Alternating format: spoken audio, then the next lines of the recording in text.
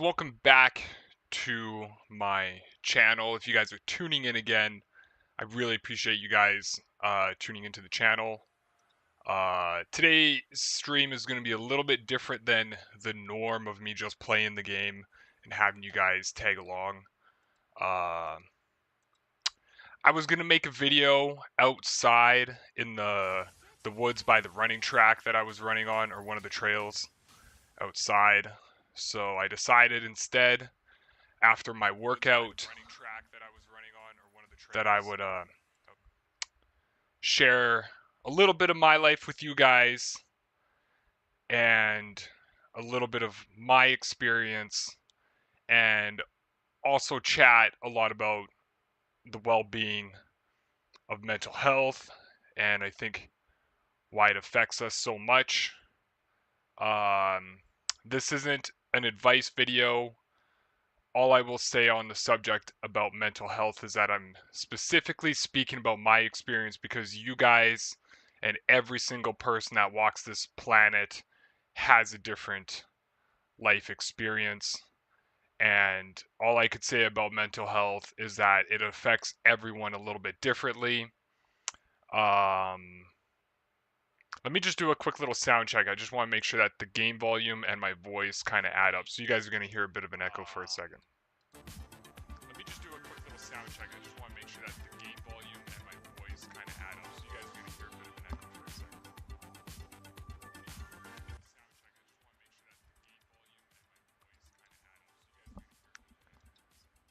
Okay, so everything's really quiet.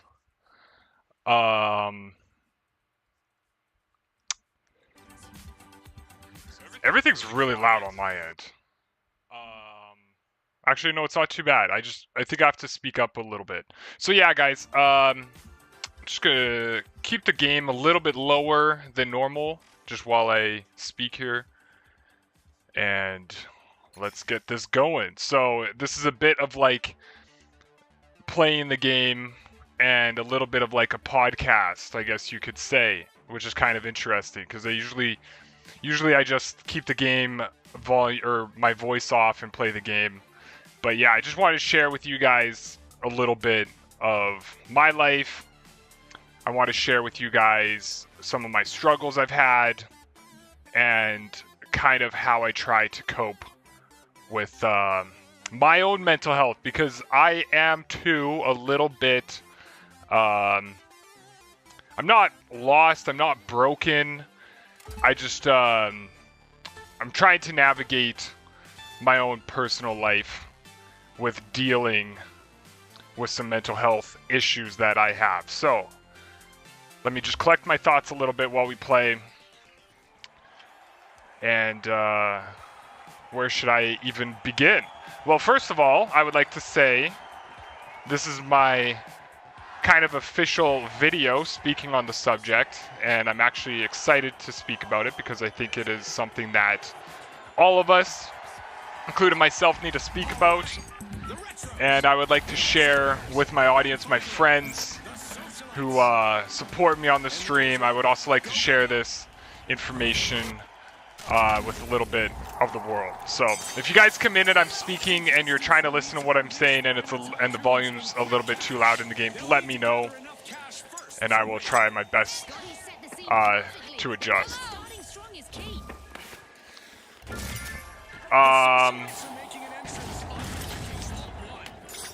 So originally I was gonna make this video while I was out on my run today. I was gonna stop by the lake where it's just some natural vegetation, and I was gonna film kind of what I want to share with you guys. So what I think I should start with is kind of my own current status in the world and how I have struggled with mental health for a long time. I have sought out professional help before, and I will be honest in saying I don't actively go to like therapy or anything anymore. I've kind of learned to deal with my mental health issues kind of on my own.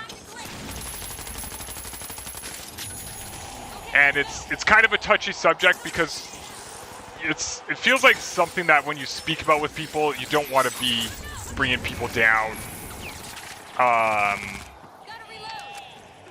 It's just something I suffered with silently for a long time. And yeah, there's something about this year. I'm not quite sure what happened or anything.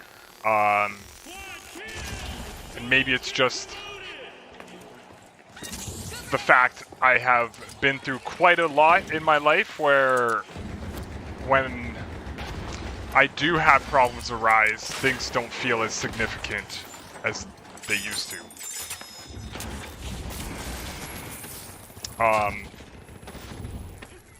Yeah, I'm not just going to ramble during this stream as I speak and collect my thoughts on how I want to speak about this subject.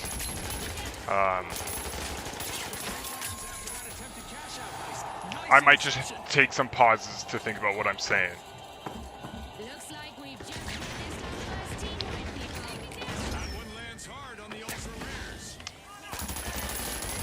But yeah, pretty much this year, for the last... I've struggled with mental health for, let's say, about 10 years or so. A little bit longer than that. But I would say 10 years where I've really struggled. And in my past years, I've had some years that have been worse than others. And I want to say it optimistically. I've had better years. I've had good and bad years, okay? I've had moments where I felt like completely shutting down and giving up. And I've had to work through a lot of mental pain where I wanted to end my life. And I never have, thank God. But I've come very, very close. So, about 12 years ago, I know I said 10, but I'm going to say about 12 years ago. Actually, no, it's been longer than that. Oh my gosh. 13 years ago, one of my relatives ended up passing away from taking his own life.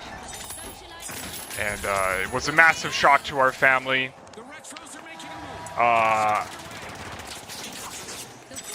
He was someone who was very athletic. He kind of surprised a lot of our family members because not all of them, but some of them thought like, you know, it would never happen to any of our families. So basically my mom and dad, we have a big family, and my dad has a big family. And so I have a lot of cousins. I've got a lot of aunts and uncles. A lot of our family members tend to be like teachers.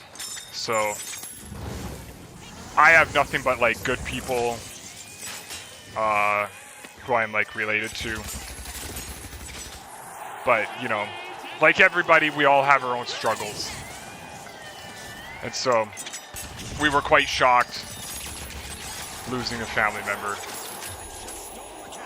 And it definitely it changed a lot of people that I know.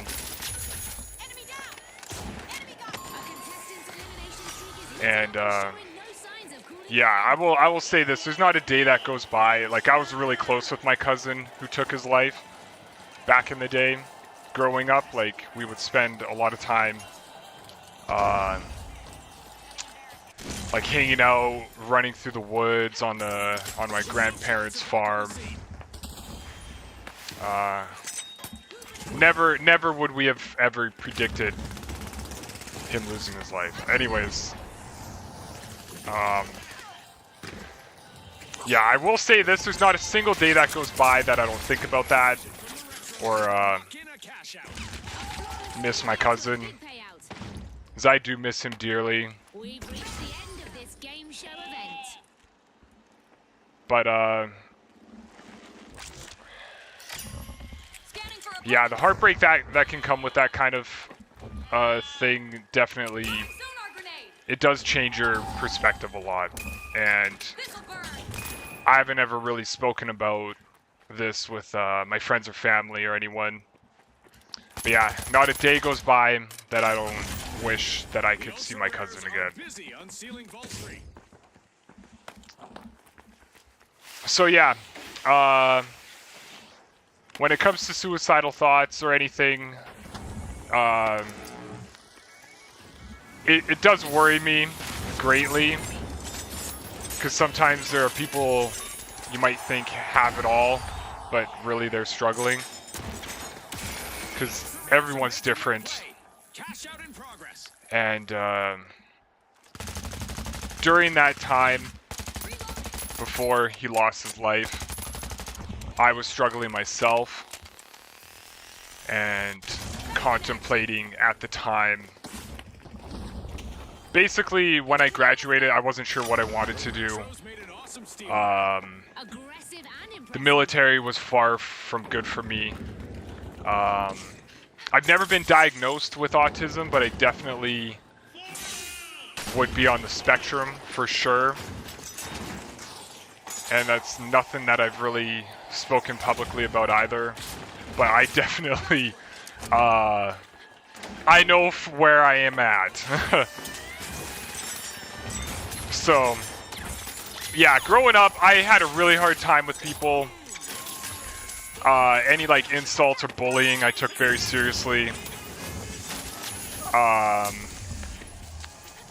had a hard time not literally taking like insults to heart. So back when I was in junior high, I've had issues with bullies. And basically, like, when people would make fun of you, I took everything they said seriously. Whereas, you know, you'd say, oh, I'm just making fun. Or, yeah, we're friends, so I could say this to my friend, that kind of thing. And, yeah, even now, I don't have anyone who, like, makes fun of me in my life. But when those things happen, I take it to heart. I take those things very seriously.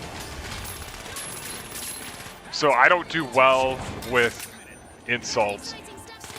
And with groups of people in school, the comedy or the jokes of the class would always be about people. And what I found was a lot of people make fun of others because they try to make others laugh.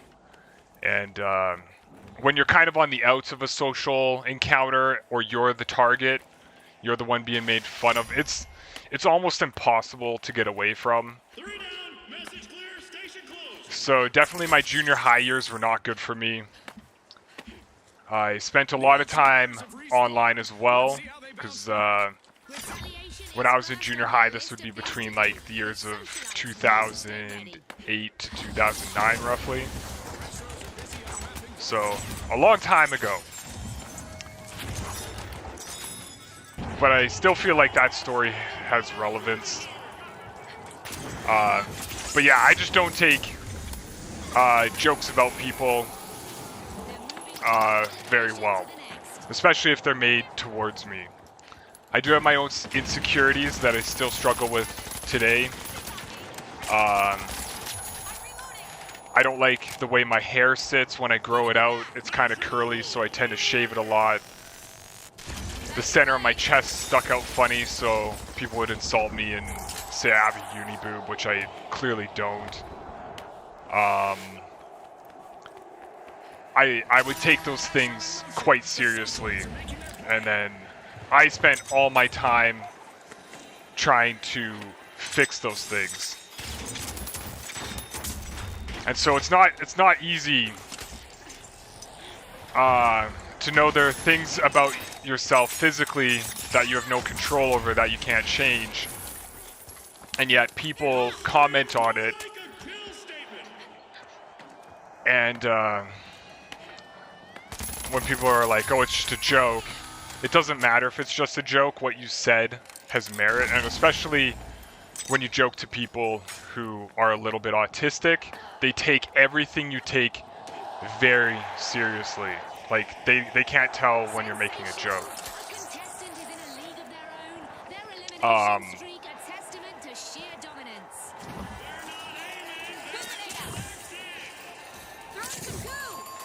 So yeah, I know there are people that will still make fun of you no matter what, because they think that those types of things are funny.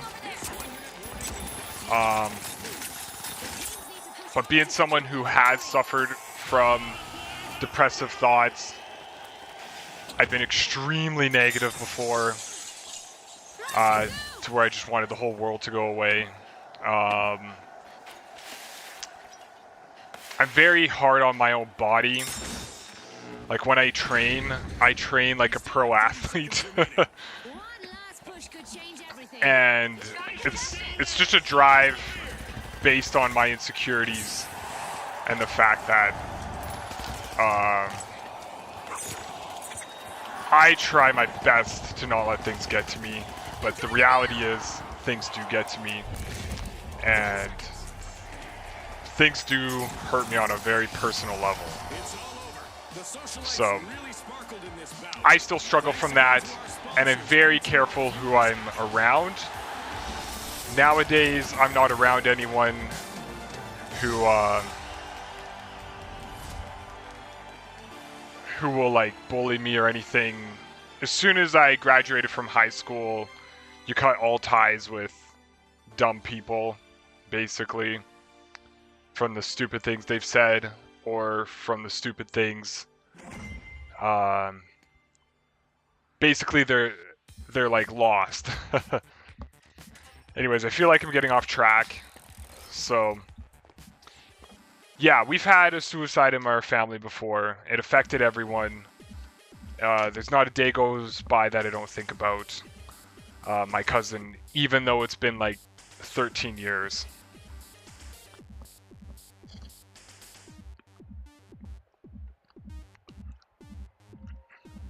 But I'm sharing that story because it affected me greatly. I saw the effects of what suicide does to your family.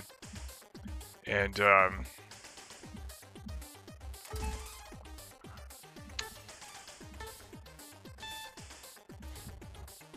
it did affect my sense of humor a lot. I still have a sense of humor despite losing someone in that way.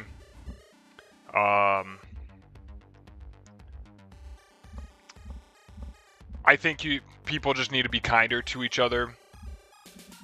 There's a lot of hate online.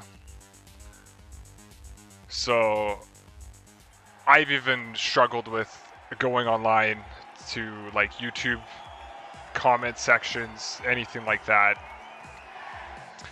And I think staying away from the comment section in any platform, YouTube, TikTok,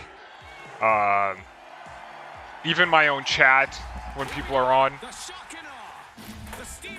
I just don't go to them. Although the comments can be funny.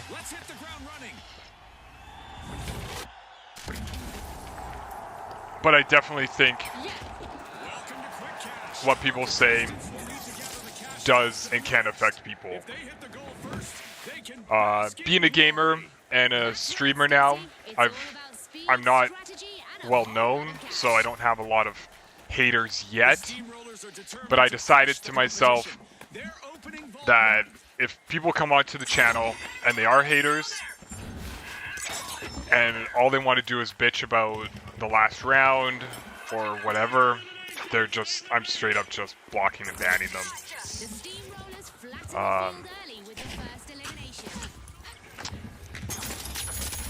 Cause yeah, what people say, like when I get a nasty comment directly towards me, in this game especially, I have to take like an hour or two off and just try to ignore the comment. Yeah, anyways, I don't want to get too off track.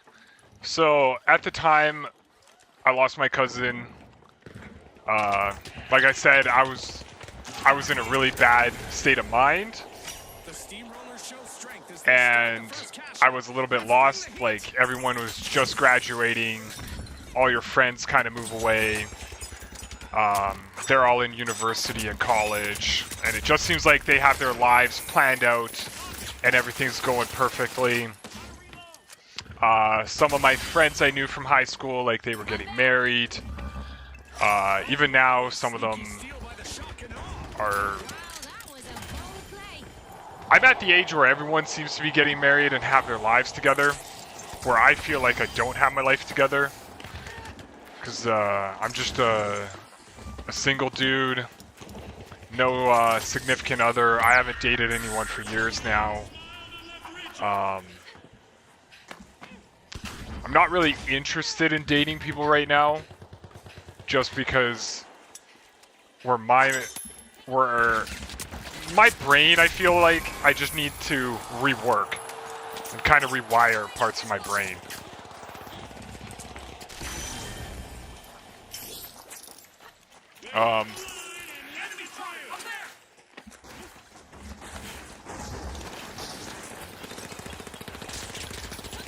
Yeah, even right now, my thoughts are all over the place. Like I said, I might get lost with this stream. This is kind of like a podcast stream.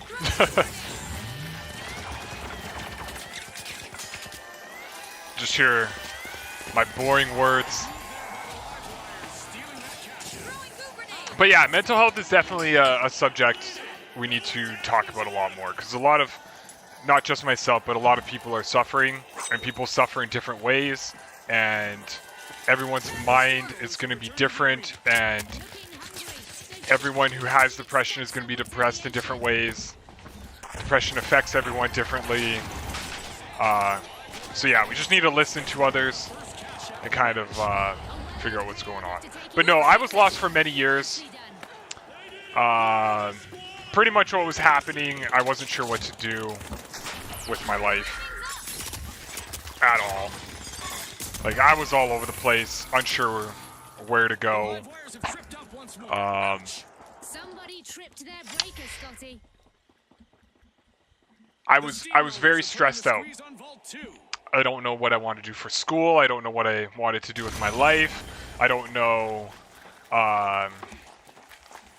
who I wanted to date at the time.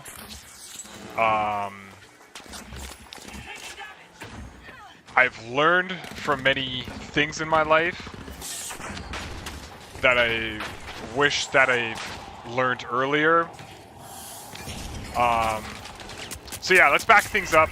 It was 2012, I believe. 2013. It was 2013. So I was worried about what I wanted to do. No direction in my life. Unsure where to go.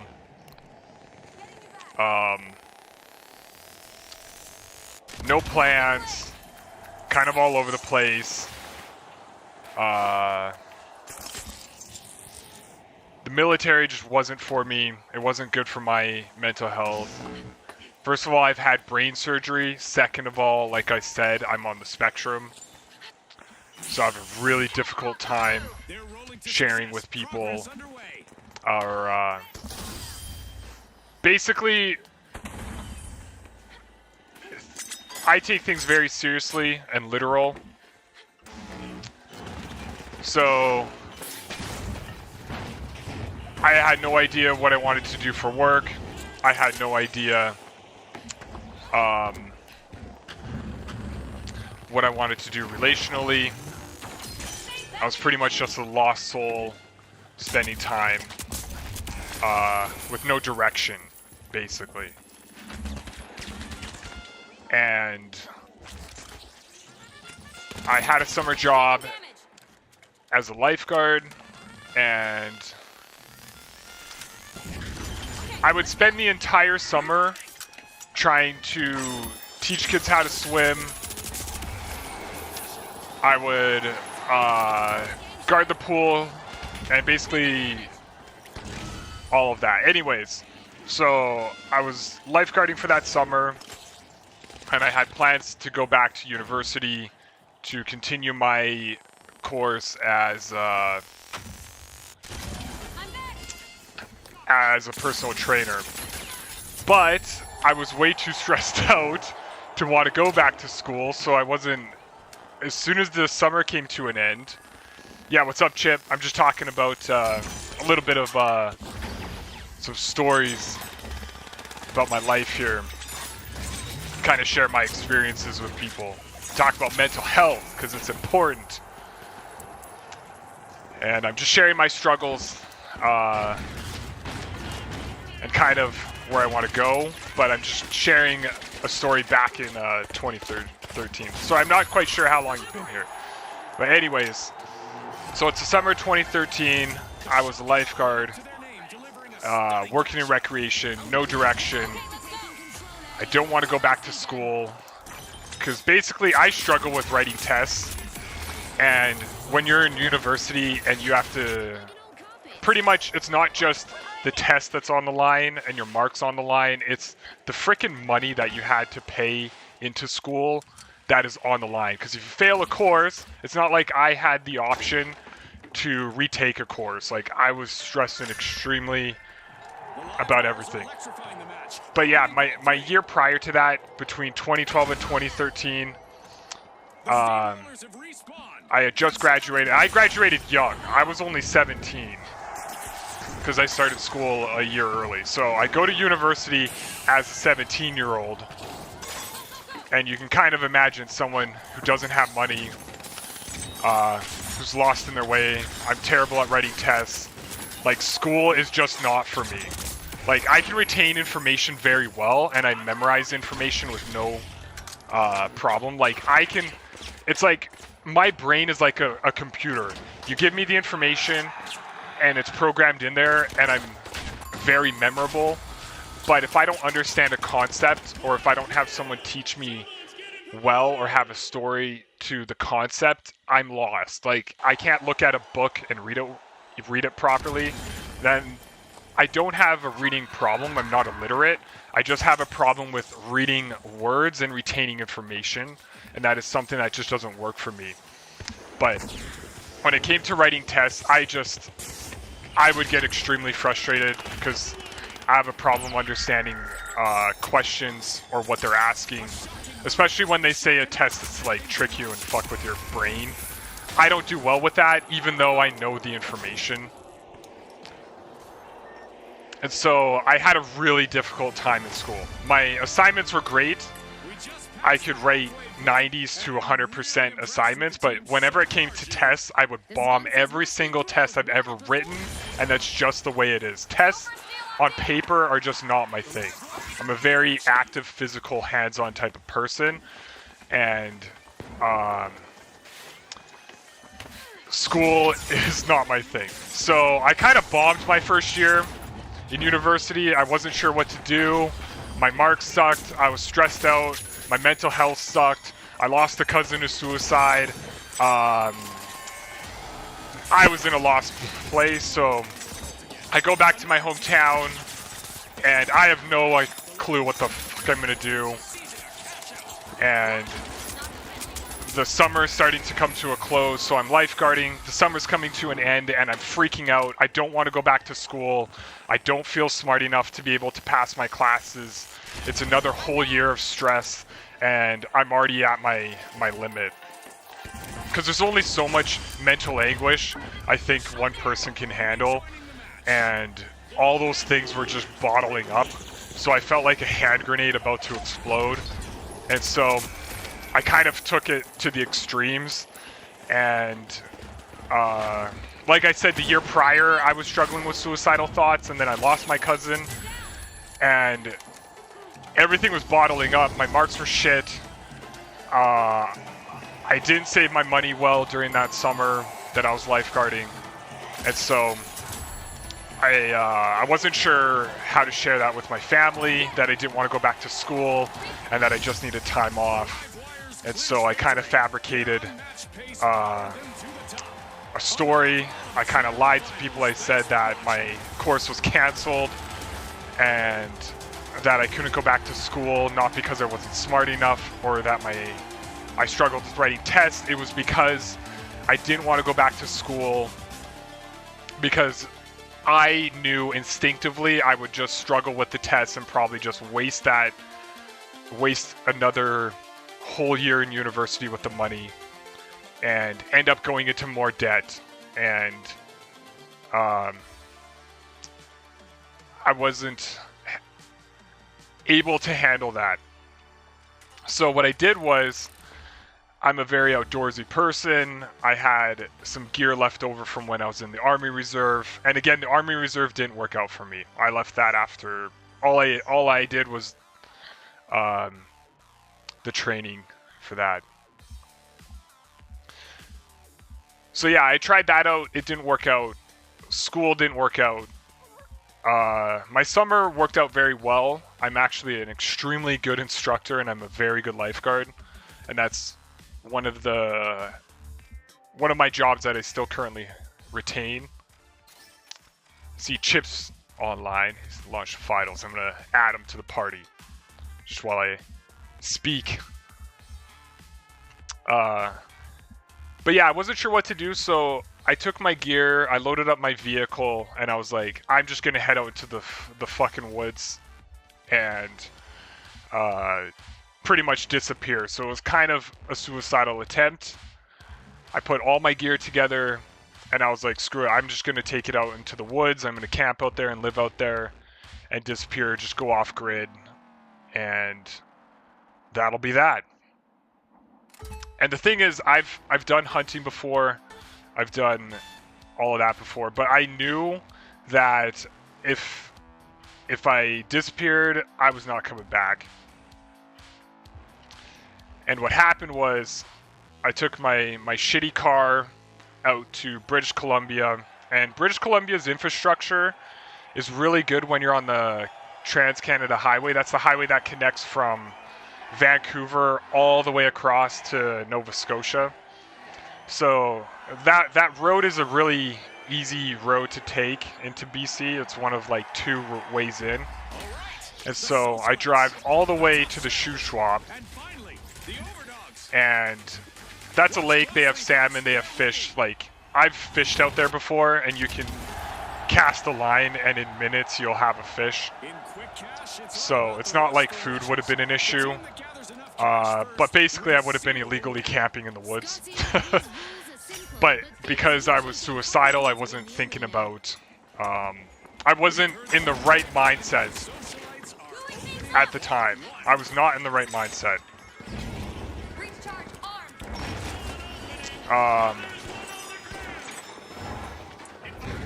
Yeah, so I drive, it's like 7 hours away from my home here in Alberta, all the way to BC with a shit ton of gear. I was ready for anything, but honestly, it would not have worked out. I've watched Alone. I see what happens to people in the woods. I was kind of, I wasn't planning on coming back. And I go off-road. I finally arrived to where I wanted to. And I go off-road. And I hit this gravel hill. And this was one of the scariest moments of my fucking life. I end up driving over a rock, which was a little bit too big for the underbelly of my car. And I end up with a bit of a fuel leak. Turns out this fuel leak didn't just affect my car, it affected my braking. And keep in mind, I'm on the side of a fucking cliff. And this cliff, if I was to have kept going, my car would have tumbled off the side and along with me with it. And thank God, I'm not quite sure what it was, my car starts rolling down this hill. I have no fuel, I'm in the middle of nowhere. I'm off on my own. And holy shit. This is a story, man. At least for me, like I'm having a hard time speaking about it without tearing up. But I thought I was gonna fucking die on this cliff alone. And then shit, there would have been another fucking suicide in our family. But it would have been written off as an accident. But man. So my car starts rolling down. I'm hitting the brake. I'm trying to pull the e-brake and bring my vehicle to a complete stop. and I just keep tumbling down. The vehicle's picking up a little bit of speed, and I put both my feet on the brake, and I freaking drag this thing to a halt. With all my strength, I was pushing on the brake, and I fucking stop it. And that threw me for a complete whirlwind, man. When my car finally came to a stop, that was a fucking blessing. Because that would have been fucking it for me. 2013, I would have rolled off a cliff and that would have been it. But somehow I brought my car to a fucking halt.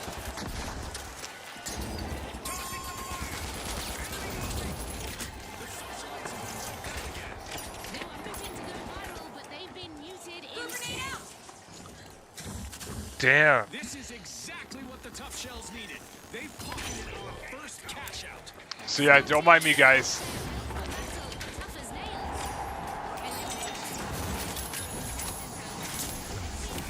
That story definitely makes me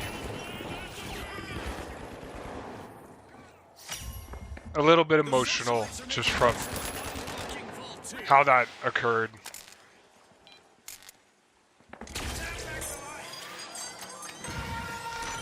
But yeah, I honestly thought I was just gonna die out in the woods, and it almost happened. And yeah, I didn't quite make it to where I wanted to go. And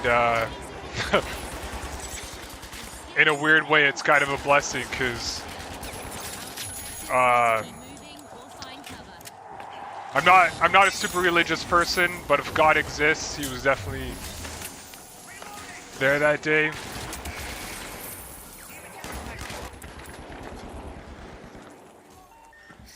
Making it look easy, the socialites start a cash out. Tossing a frag. Yeah, I was in this fucking road with no one,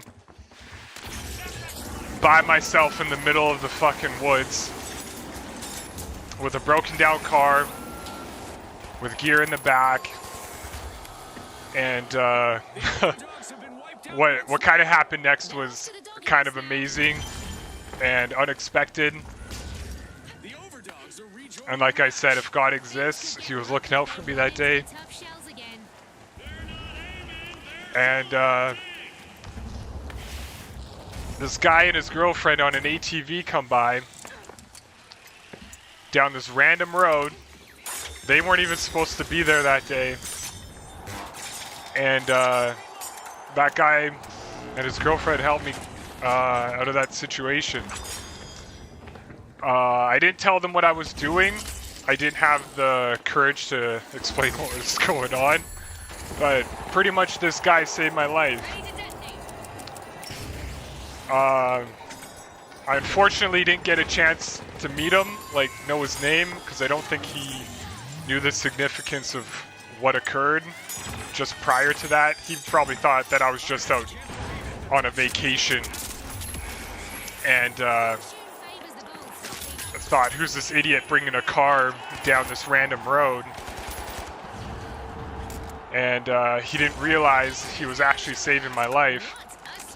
And so we get on the phone with search and rescue, and because this guy had driven down this road, I honestly didn't care to keep track of where I was. He Game plan, the tough shells outpaced the competition to win this match. Thanks again to our sponsors and to our he guided me out of there.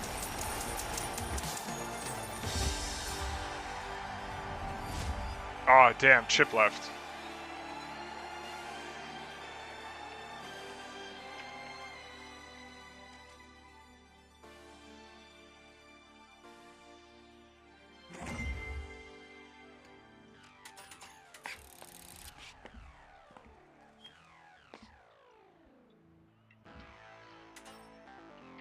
Oh, I think it was probably just a disconnect.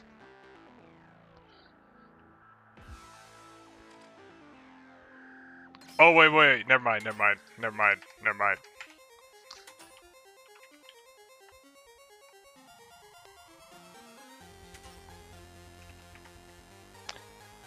But yeah, the guy, he comes up to my vehicle, and I'm a little bit stunned. I'm not quite sure what to do. I didn't reach my destination. My car almost drove off a cliff.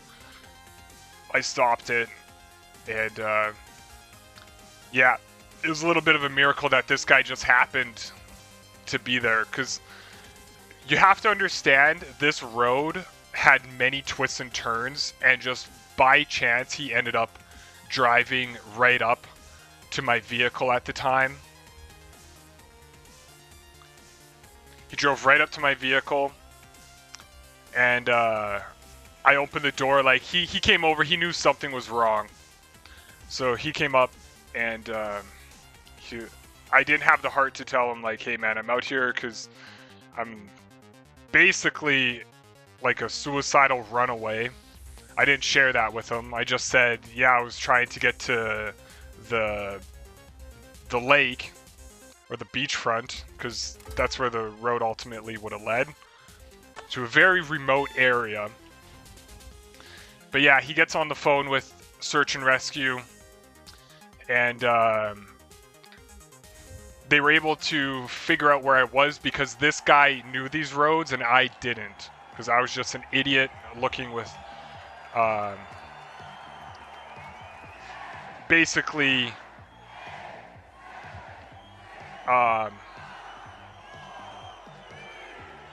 it wasn't what I was looking for, and things happen in funny ways in life. You want to expect them to happen the way they do, and they kind of say like your life's like a movie. So I was pretty much at rock bottom, broken down vehicle. This guy's on the phone with search and rescue. I have stuff in the back. I even had hunting gear, so I had like I had stuff in my vehicle that I didn't want them to like know at the time, because I wasn't sure how they would react. Like, what would you do if you saw someone with hunting gear in the back of their vehicle in the middle of nowhere? You might think bad intentions, right? Like, I'm a stranger to them. They just don't know what occurred. So yeah, I had help on the way. They came. They sent out a tow truck. The guy on his ATV made sure that they knew where I was, and then the tow truck came probably within an hour and a half or so after speaking with search and rescue. And you can imagine how stressful that was. He comes over, the tow truck guy, he was a bit of a dick. He didn't understand what was happening. I didn't have the courage to explain to him why I was there. And he shows up on the cliff with a tow truck, and now he's trying to figure out how to get my fucking car attached on the side of a fucking cliff. And my vehicle was facing downhill, and he had to come around the bend, and he was uphill. So you guys can just imagine how stressed I am. First of all, I blew all my money. I was like, fuck that, I'm spending it on my little suicidal trip here to the woods that no one would expect me to go on. I didn't have intentions of coming back, so I also had no money for this tow truck. Like, I was in a really fucking terrible spot here. But I still think that I'm just so fortunate this guy on his ATV found me, and that search and rescue was able to send a tow truck to come get me.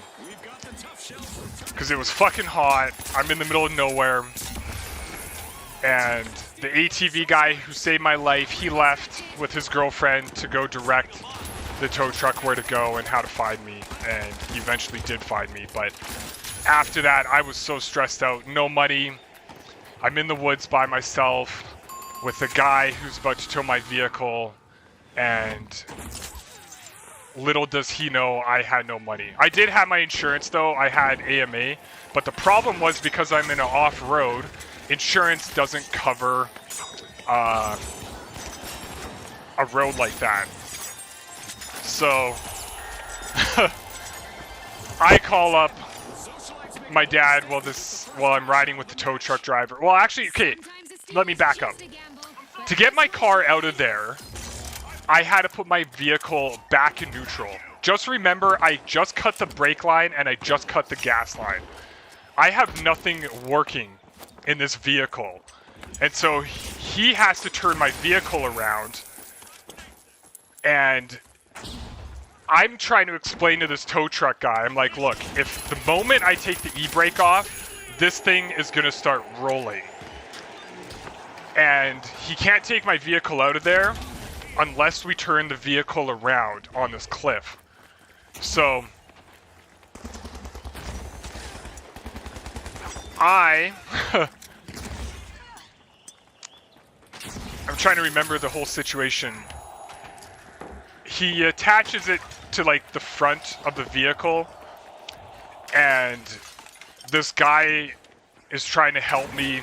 Pretty much he thought I was just some dumbass who broke down on the outskirts of on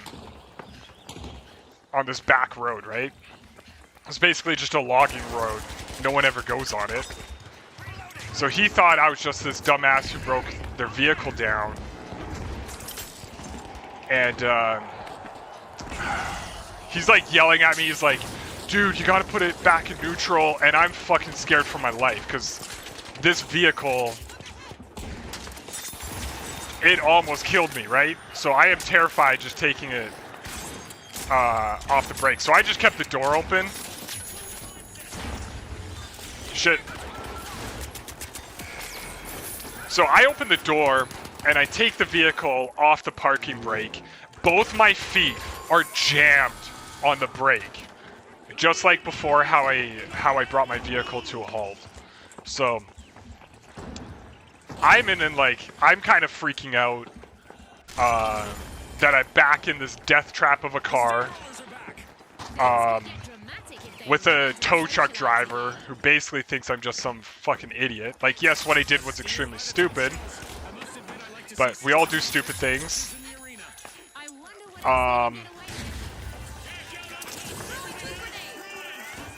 The vehicle, the moment I take the e-brake off and it's attached, the guy starts screaming at me. He's like, don't let it roll away. Fortunately, after that, we were lucky enough we were able to roll the vehicle away and turn it around and get it attached.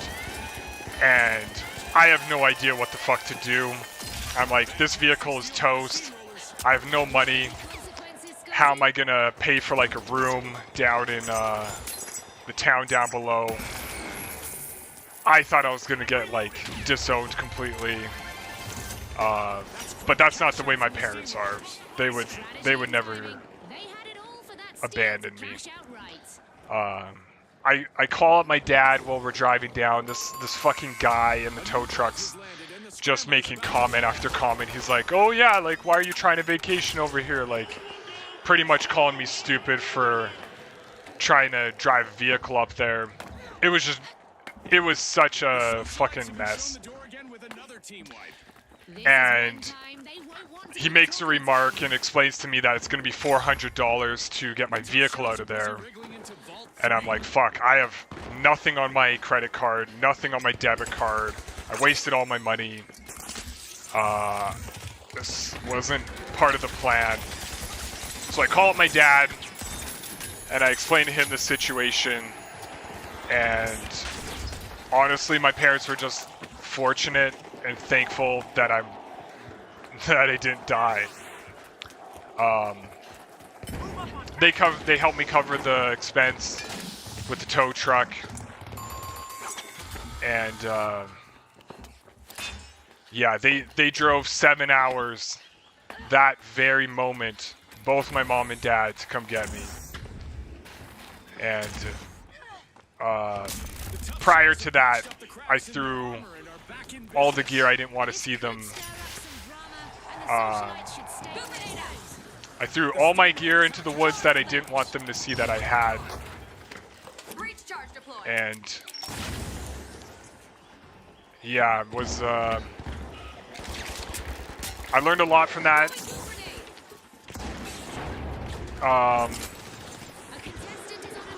It was 100% a suicidal attempt that failed. Thank God. I'm still here. But you can imagine I was supposed to go right back to school that very week. And so after that situation and my parents learning that it was me trying to take my own life, they were pretty good about me not going back to school. I did rack up quite a bit of debt from the year before. I did pay it all off, and all I did was work as a lifeguard from that moment on, which is really good money and still is.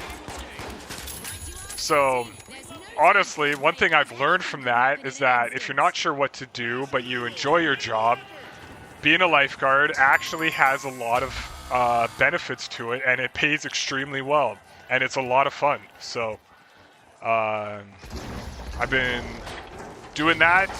A few years later, during COVID, I finally finished my schooling and got through an online course. I got my personal trainer complete.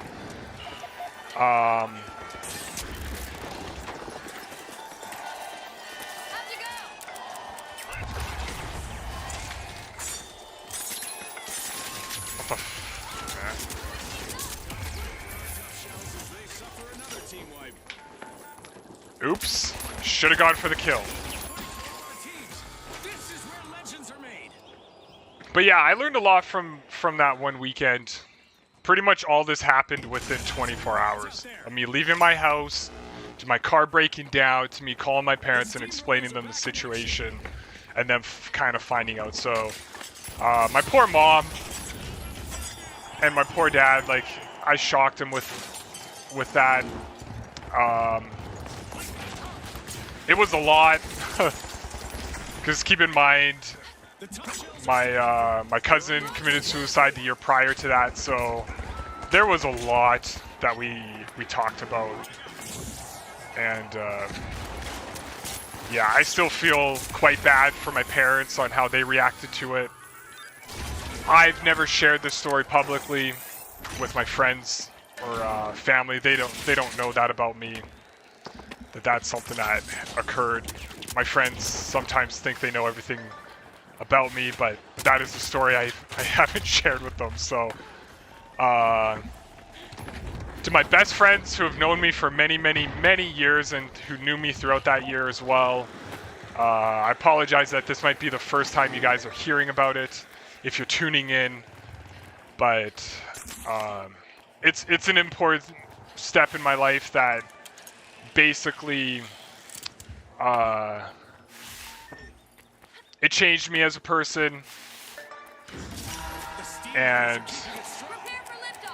I have never attempted something like that again.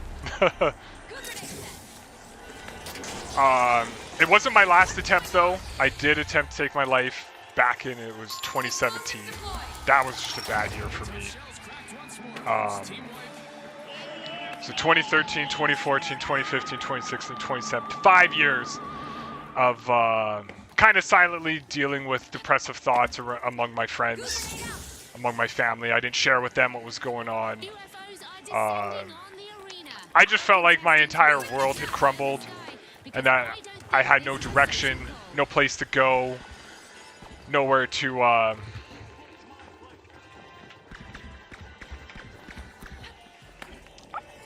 I was just a lost person. So years after that, even my work didn't even know, actually, about that. I didn't have the courage to tell them. I was on the phone with them, and I remember calling one of them, who's still one of my friends to this day. I can only share her first name. I'm not even going to say her name on this stream. But basically, when I was waiting for that tow truck, I called her because she was my head guard at the time. So she was the one, I basically was calling her to let her know what was going on, because at that point I did decide to return when the tow truck was on their way. I was like, yeah, I'm getting the fuck out of here. But yeah, they didn't even know what had occurred.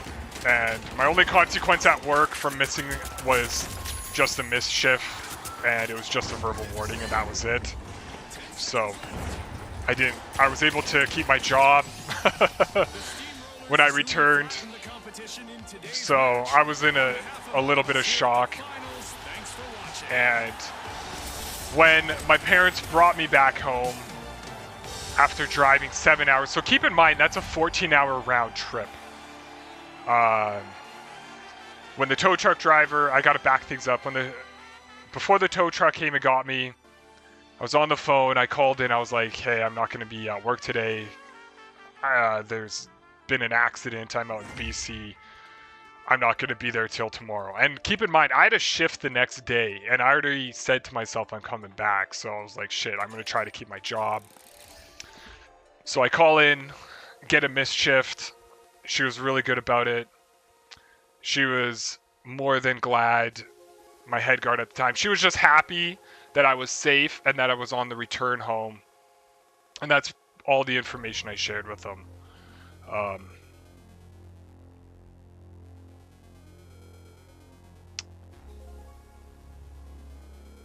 Yeah, so the tow truck drive was horrible. The guy was an asshole. He had no idea what the fuck was going on. You know, he wasn't afraid to let me know like I was just some guy trying to take a sight. All I said to him, I was like, I'm just out here sightseeing. I didn't share with him what was going on. Because why would you? And then the $400 charge came, so when we get to the bottom off this mountain, we're back in the town. He parks my vehicle. He explains to me how much it's going to be. I have to call my dad, and when I called my dad, that's when I had to share everything. And I explained to him there's a $400 charge I can't pay for. He ends up paying for it. I'd explained to my dad I had nowhere to stay for the night. I could either sleep in the car, which is broken down, or I could go to the hotel and get a room. And I also had to tell my dad I don't have money for the hotel room. So I walk into there was a Best Western there. I walk in there, just this broken, lost soul. And then I'm on the phone with my dad, and they're talking to the receptionist. They're able to get me a room for the night.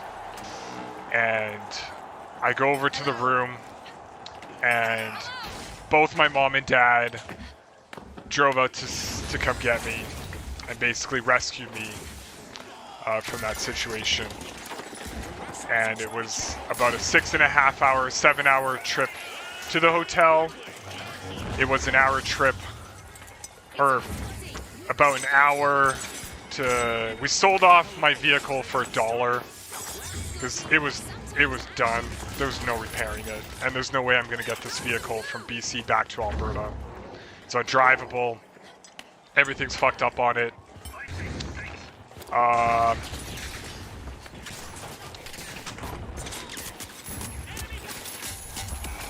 It was just a rough time. And then my poor mom, oh my god, she's such a sweet soul. I stressed out, and my poor dad, like both of them, I stressed them out completely.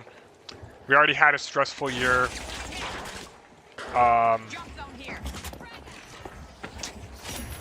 Yeah, it was a horrible experience.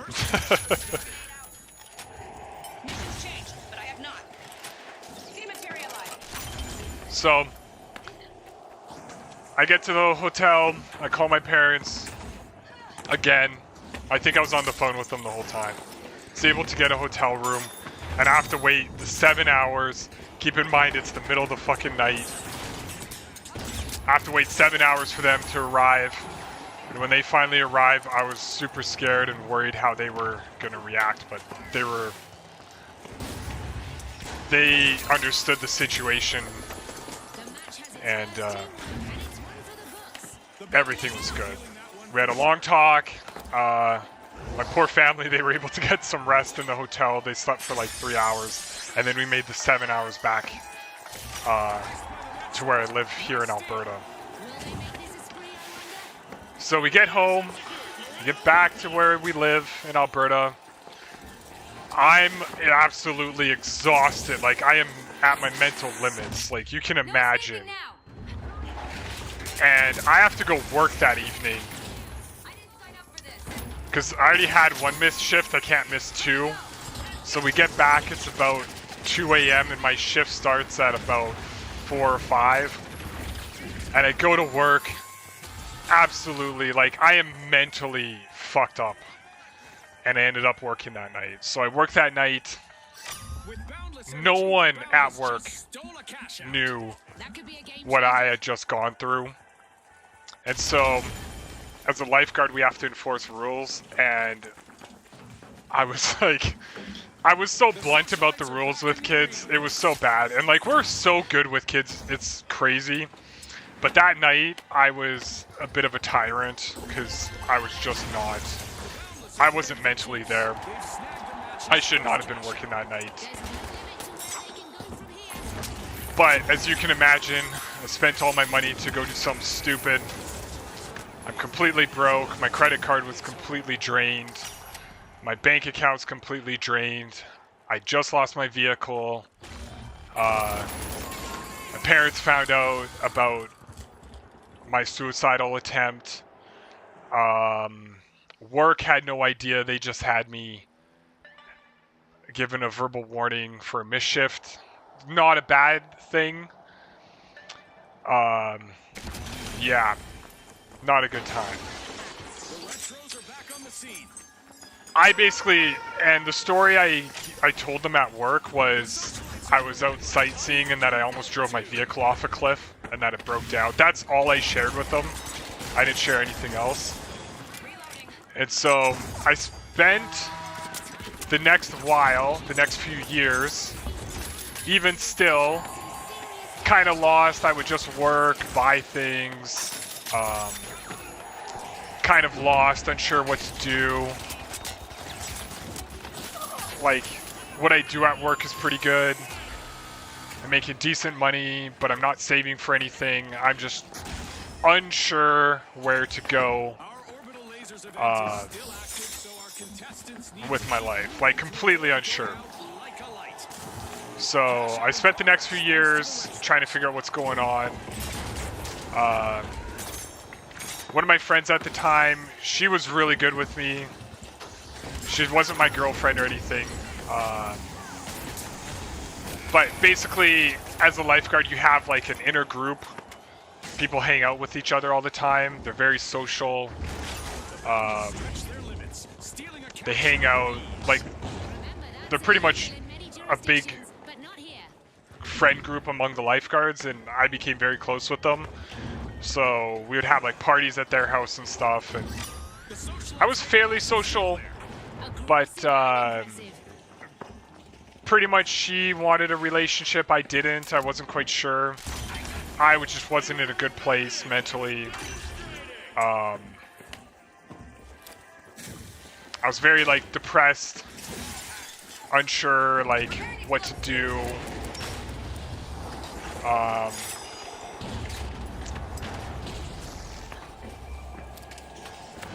Yeah, it's hard to let people know, like, I struggle with social situations just because being on the spectrum a little bit, it's a challenge. I'm not a party goer. I just never had been, like in high school and stuff. I was never invited to parties. I wasn't interested in parties. I wouldn't drink, I wouldn't do alcohol.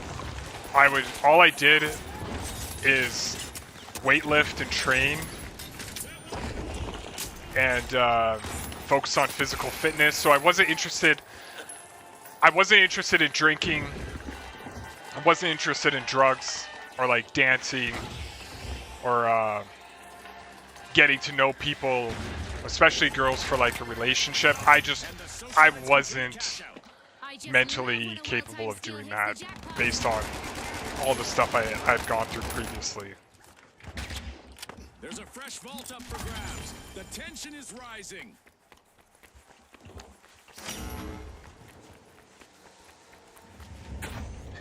So yeah, I've always been a little bit socially awkward. I don't know what to say. I have a hard time expressing my feelings for people. I still struggle with finding like a partner who I want to be with. It'll happen someday. I'm more optimistic now than I am then.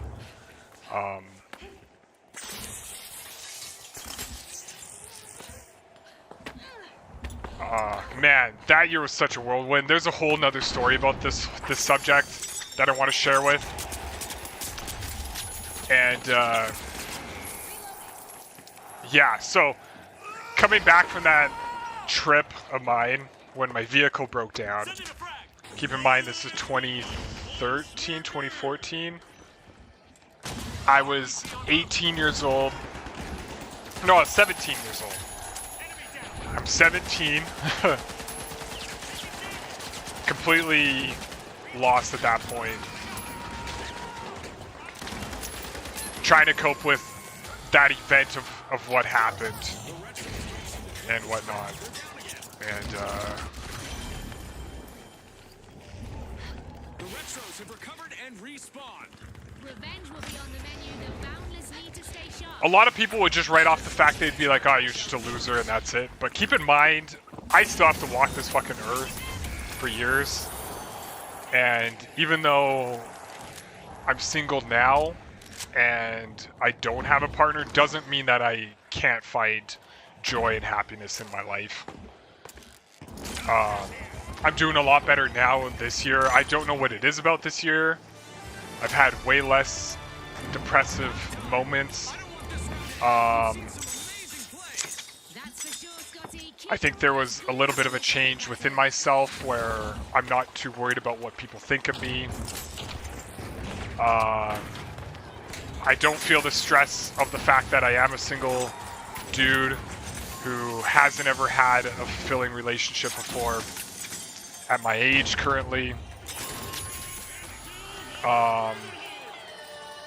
I've had to work through a lot of that. So basically, what drove me to kind of drive out that time out to BC with my vehicle and plan not to come back was there was a girl who I liked. Now, keep in mind, I was 100% being a loser. I did not share with her my feelings. I was just a dude who had really terrible game. I couldn't share with this girl my feelings at the time, and then she ends up with a boyfriend who was a little bit abusive. And when you're someone like me who struggles with social situations and you're a bit of you're being a loser at the time,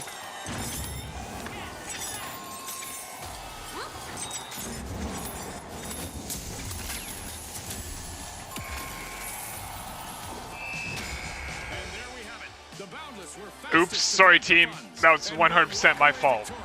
Thanks again to our sponsors and to our viewers at home. So yeah, I never shared with this one girl my personal feelings to her. She is still someone that, if she was single, you know, she's not single anymore, and I've moved on from that completely. Keep in mind, I've moved on from this completely. My thoughts about this girl have completely vanished.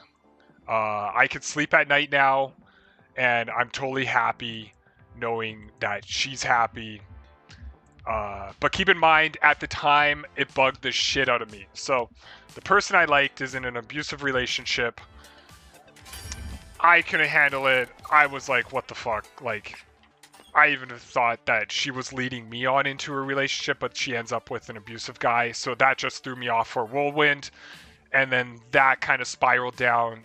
The fact I'm already depressive. I already have like suicidal ideation. The girl that I thought at the time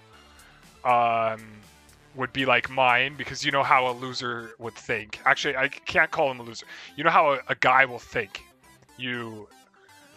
you kind of obsess about a fantasy about being with a specific person and then it doesn't work out. So you can imagine at the time all of this shit. So school wasn't going good, no relationship.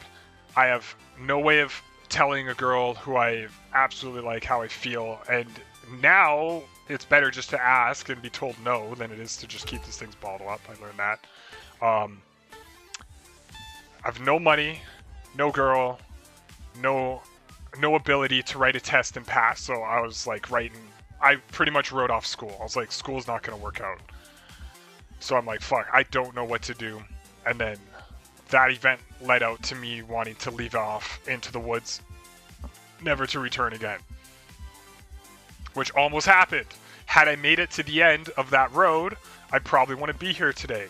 So I'm just saying, I'm very thankful that this random guy on the ATV happened by when he did, when I was on that road, broken down, because I probably wouldn't be here today had he not been driving down that road that particular day at that very moment, or down this random path.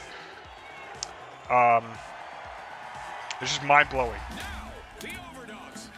So yeah, I was just a lost soul. I was still dealing with the heartbreak of not being able to know that it would ever work out with this girl of my dreams. Keep in mind, I've moved on from that. I just felt like a fucking loser completely. And Scotty's hit the nail on the head. The big cash chase is on. yeah, it was a lot. So I've learned a lot of resilience from these moments. Even though it's been a long time, it's just nothing I want to share, because how can you share with your friends, hey man, I feel like just a complete loser. I don't need my friends to validate that. I'm actually extremely intelligent. I'm able to decipher things in my head regardless. And I don't know if that's from me just being on the spectrum and bottling things up. But that's just the reality. So I would dive deep into my own thoughts, and just those types of things still bug me to this day. And I just don't do well when there's other negativity going on. Oh shit, I was out.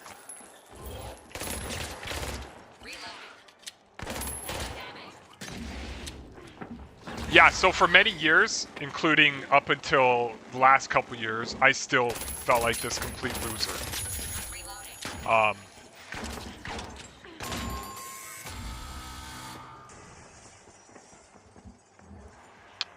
Couple years ago, kind of what changed was I decided to get my finances in order, so I kept working.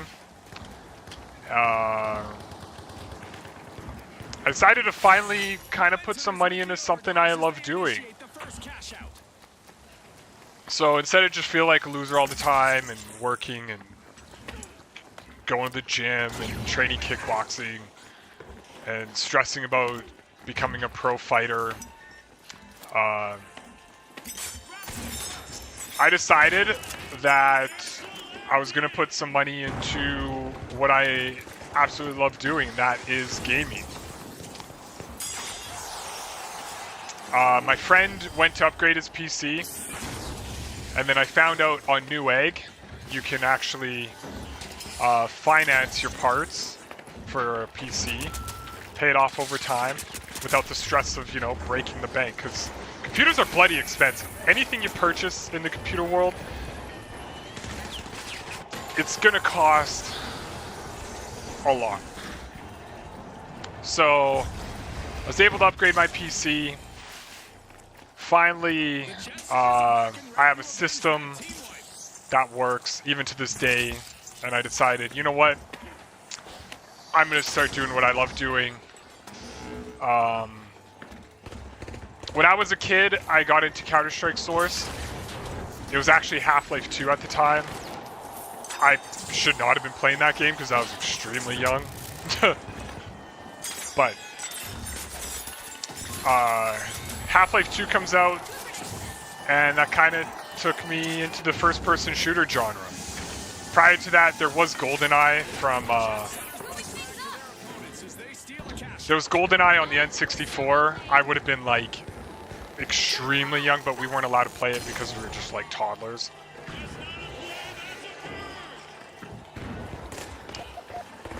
So, my very first experience with gaming was The Legend of Zelda or Ocarina of Time. My brother loads it up, boots up The Legend of Zelda, starts playing it. He has a lot of fun. But I was a weird kid, man. So I wasn't actually that interested in games. I was interested in hanging out with my friends. I was that weird kid on the block, always outside biking around. I was trying to find stuff to do away from the screen. I actually didn't get into gaming until the release of Half-Life 2 and Counter-Strike Source. That was the first time I was introduced to the FPS genre. Actually, that's not even true. The first game that brought me into the gaming world was actually Morrowind, which is Elder Scrolls 3.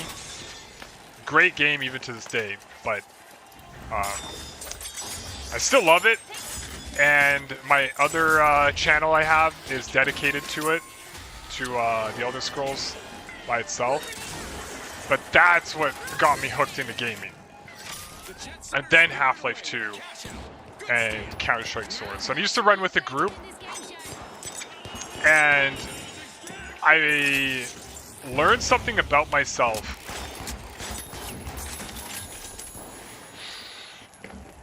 I've always played games a little bit differently. I'm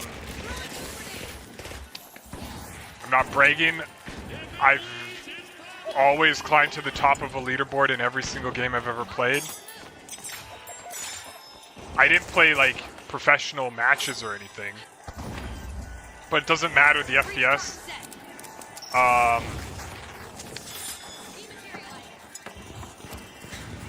have a natural gift of being able to read what people are doing. I think with games,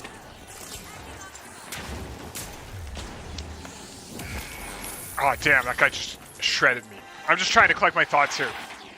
So I get into gaming very young, get into Counter-Strike. I should not have been playing it. It was a mature rated game. I was only like 8 or 9 at the time. I was extremely young. And then I ended up playing zombies for a while. But here's the, okay, let me back up. When it comes to tactics, I don't know. This genre, I learned very quickly. I've actually have a talent for shooters and an ability to read what people do all the time. Maybe it's a little bit of that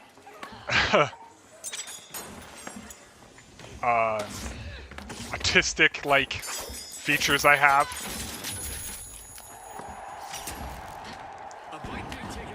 But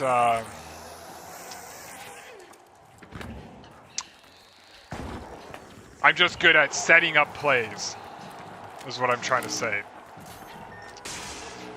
I used to play Battlefield 1942, the very first one.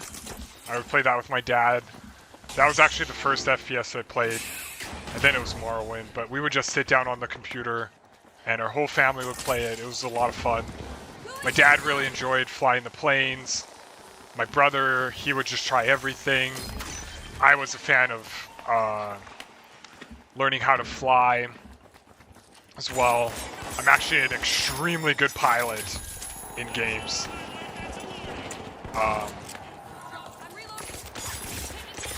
But yeah, with the FPS genre, Counter-Strike taught me how to shoot.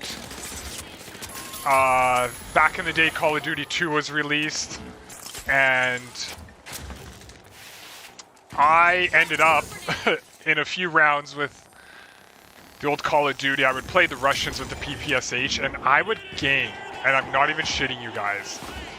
Just imagine a child who is about 10 years old getting over 100 kills in a single deathmatch, team deathmatch. I would get about 114 kills on average. That's how freaking accurate I was. You could put a sniper in my hands, and I would probably hit 90 to 95% of my shots, and they were one taps. I could run around with the PPSH, and I would gain over 100 and some kills every single round.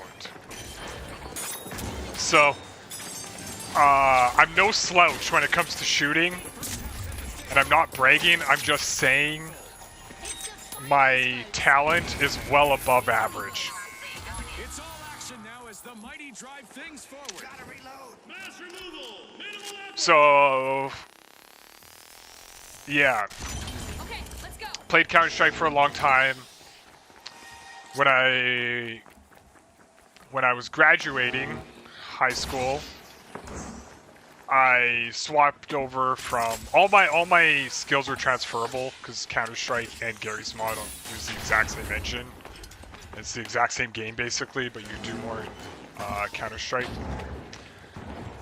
I played a lot of Trouble in Terrorist Town, and that's the game where there's innocents, traitors, and detectives, and you had to figure out who was who. And I racked up maybe 3,000 hours. So keep in mind I have about 3,000 hours in Counter-Strike, 3,000 hours in Gary's Mod, thousands of hours in Battlefield. So learning the FPS genre is nothing new to me. Sometimes I would drop into games like Insurgency, where it's like one shot would kill you. I would drop into games like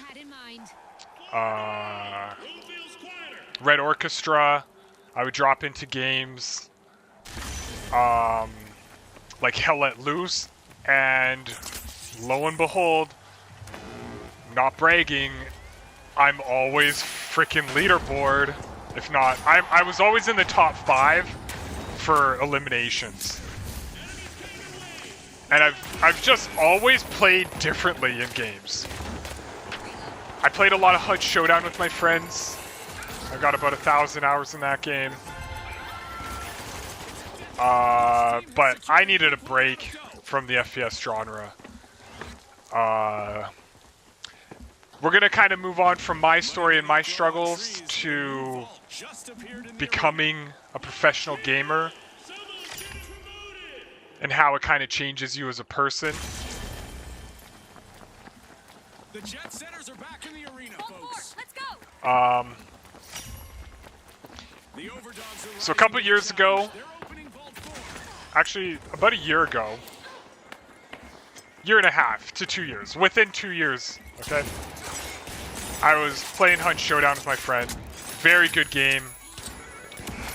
We had good times, great experiences.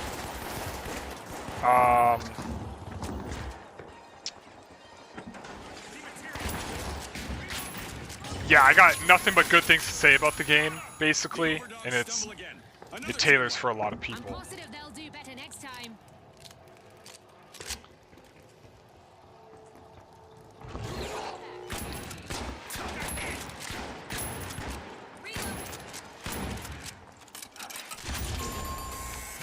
So here's what happened to me. Not everyone has had this experience, but this is how I feel.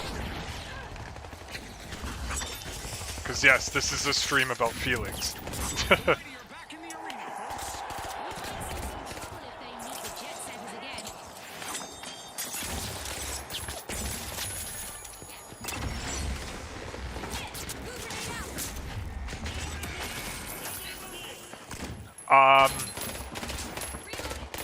So yeah, I struggle with being very hard on myself. I'm very self-negative. I have a lot of negative self-talk, and it's something I'm still working through, even with my past experiences. I try not to let things get to me, but everything gets to me. It's just the way I'm wired. I don't do well with like getting criticized by people. This game show event is throwing I don't do well with Classic alien assault. Let's see how our contestants adapt. when something doesn't play out. I can get really frustrated.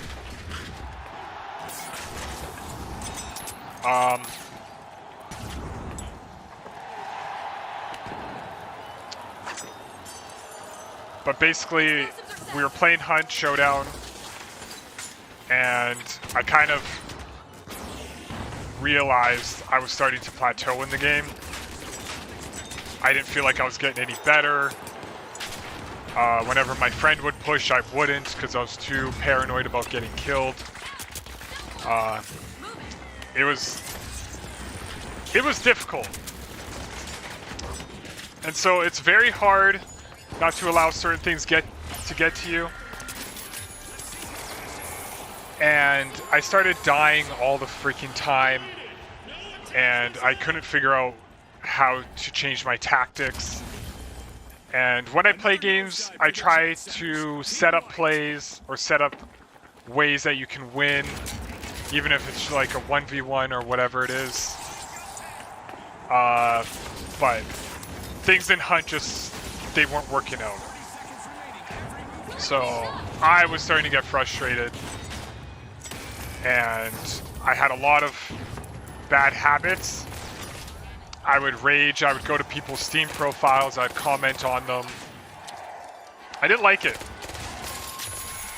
I would try to leave like funny comments, not like bitchy ones. Although they were kind of bitchy. But I realized after doing that, I needed to change myself and tone down the amount of rage I would get in a game.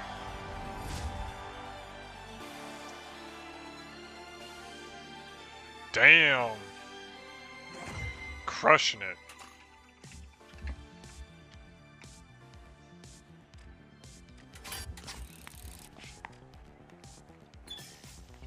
But yeah, I would get really upset because that game was really difficult. I would just die, and then I couldn't help out my friend, or my friend would die, and then I felt helpless, like I couldn't revive him and get him back up. So my frustration level in the game started to climb. I was developing extremely bad habits. I was losing my ability to try to figure out how to play the game, even though I played several times. I just wasn't sure kind of where to go with it.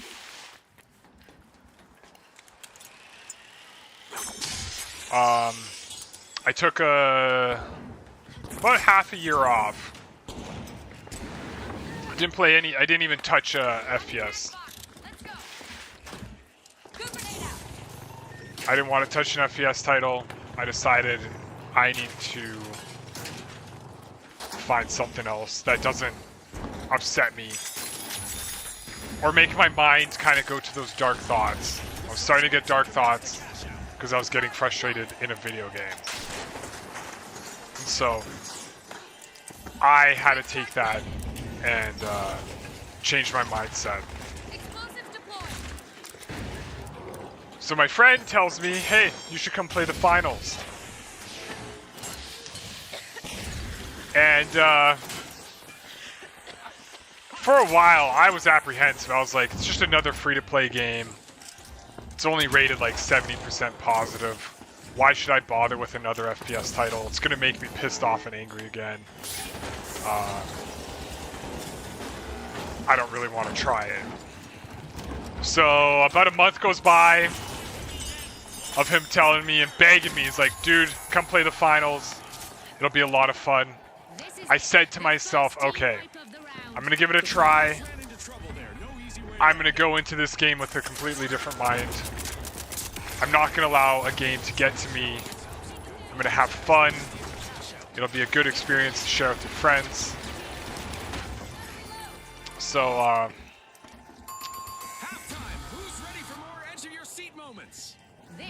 log into the game, we play for a while. Next thing you know, it's 2 a.m. and we're just having a lot of fun playing. My friends don't like this game as much as I do. I still love it. I find this game is quite The socialites are re-entering the arena. exciting. This is the first game I've ever played that I don't feel rage. Now, it's taken me a long time to get there. There are definitely moments of frustration where I swear I get pissed off. It does happen, but it's under control. But I just think you got to be nice to your teammates. There was no retro rocket opposing the Retros' advance today as they accelerated to. Got to be nice with your teammates. On behalf of all of us here at the finals, Um, thanks for watching.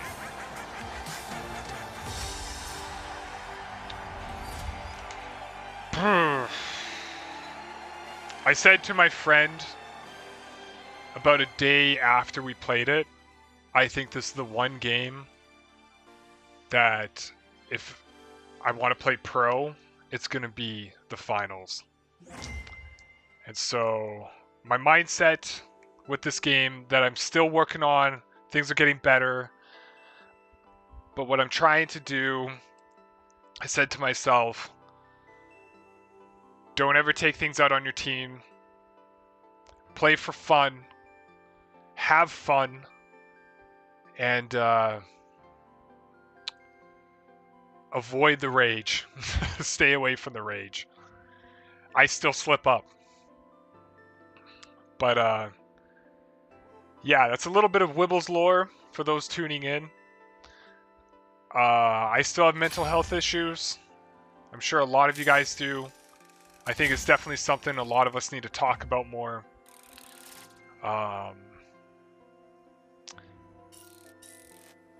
It's very hard when a friend is also having mental health issues and you're also feeling down at the same time to kind of work through those things.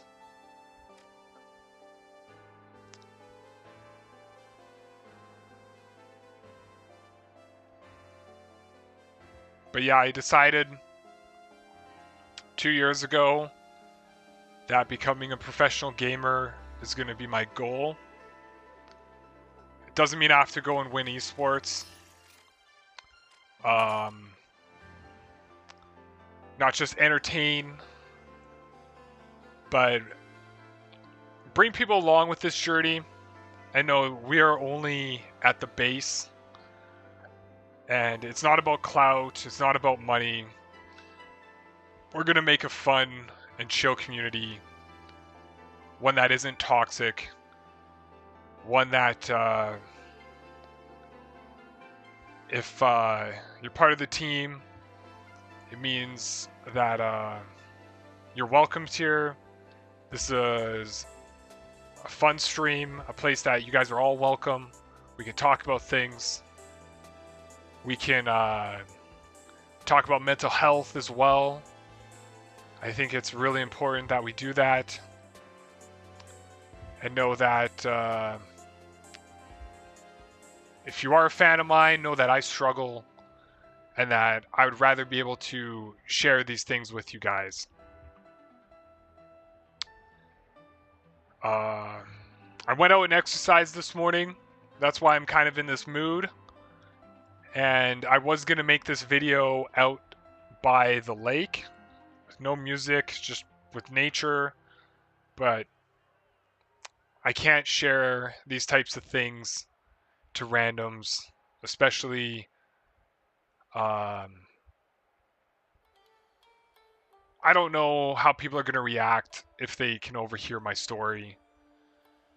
And I don't really want to share it with... while I'm walking through the woods. I don't want a stranger walking through the woods and hearing what I'm having to say.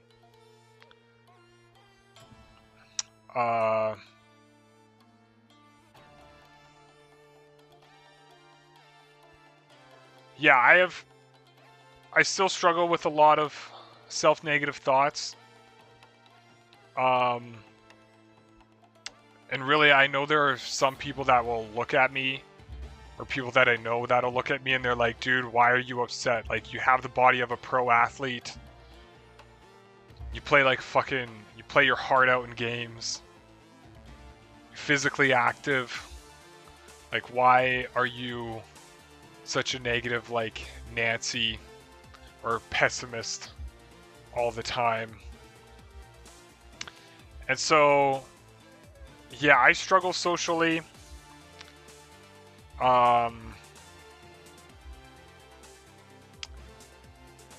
kind of fall into that category with a lot of other men who are single, who are kind of lost, who are not sure what to do or where to go. And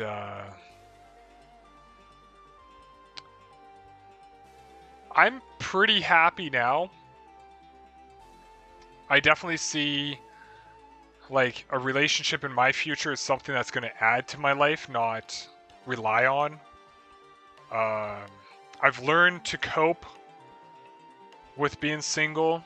I've learned to live my life and still be happy, even though I'm on my own. I don't care if people call me a loser, if they think I'm just some kind of someone living at their parents' house trying to find their way.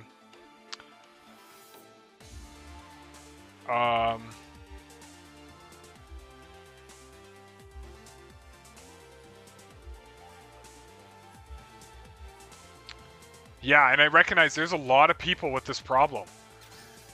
And I feel bad for them. But I can't do anything about it except for share my story with them. People who have come onto my stream and just try to bring me down, just know it'll never work. That's a superpower I gained from my experiences, is that anyone can try and tell me otherwise. They can try to manipulate me and tell me how terrible of a player I am or whatever, but I know it's not true. The finals is just a really competitive game. It's got a lot of salty people, which is surprising. It's got a lot of fun people. It's got a good community.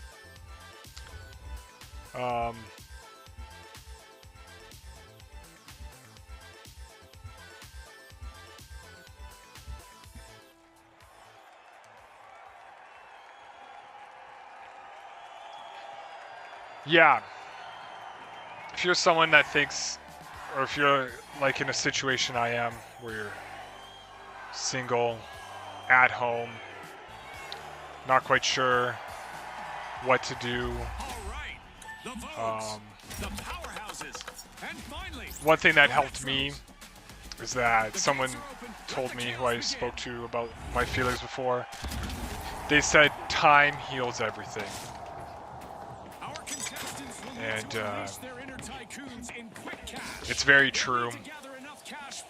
When I thought one girl was going to be everything, and it doesn't work out, time does heal that wound, and it does get better. And if you're single and you're struggling to find a relationship, just know you can still be happy even if you are single. But you are not a loser.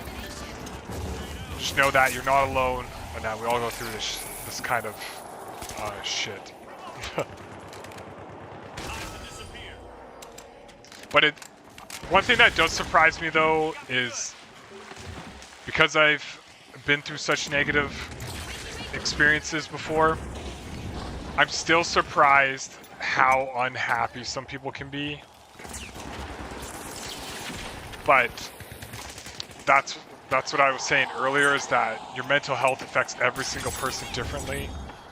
Like, for example, I can't look at someone in a good relationship and understand why someone would be unhappy. That's just me.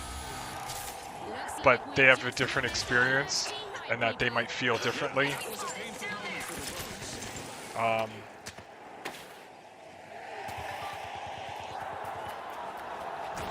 Yeah, I've fallen into a weird place in the last couple years. I'm just totally happy on my own. But I am optimistic that things do get better, and that I'll see the light of day. But I feel like I can visualize the light of day without having to worry about achieving great things. I don't think you have to achieve great things to necessarily be happy. It adds to it.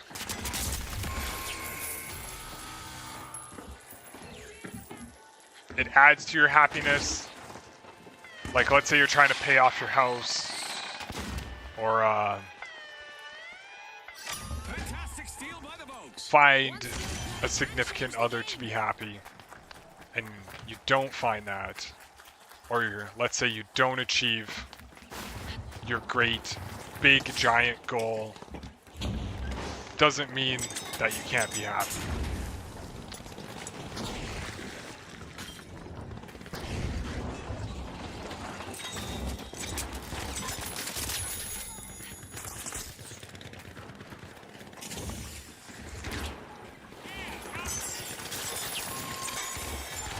But yeah, honestly, I felt like a loser for tons of years because I couldn't find a relationship.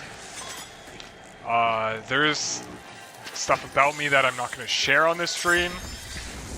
Very, very few people actually know. But I'm quite different.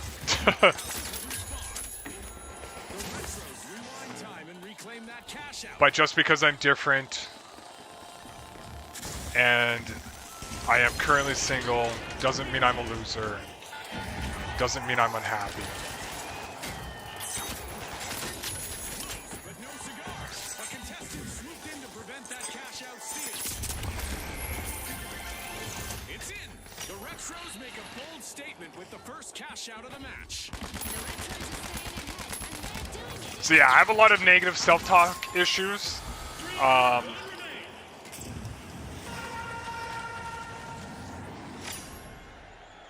But being able to kind of work through those thoughts and still be here. The Retros are re-entering the arena. They look fully recovered after that team wipe. The votes better watch out. I'm a fairly happy person. I've built the system I want for what I want to do. I have the ability to do what I want to do.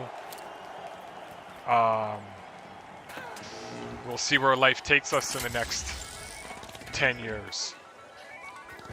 But the goal is to make this a success, to stream.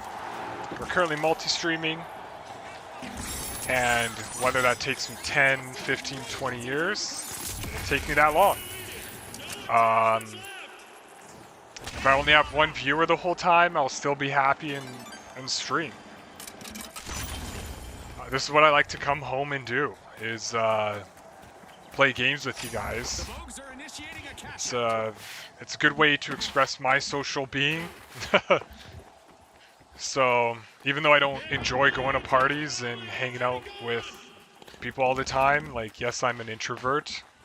It's kind of developed over time. I used to be a bit more of an extrovert, but I'm totally happy with where I am and kind of what I've gone through, even though there are definitely some struggles I've had, especially with that story I told you guys about going out to BC.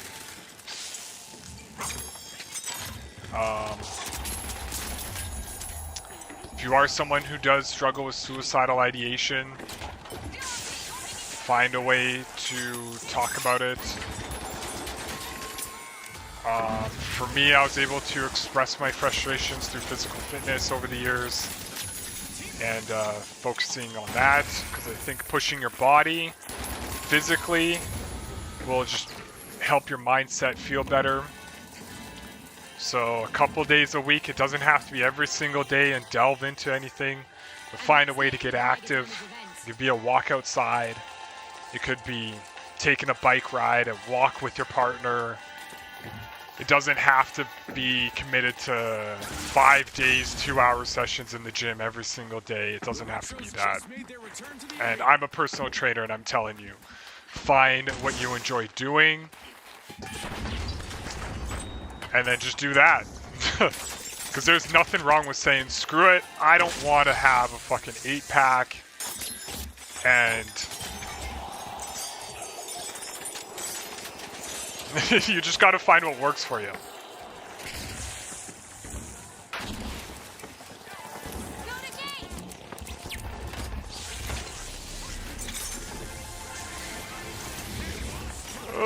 in a bad spot here. Can't be happening.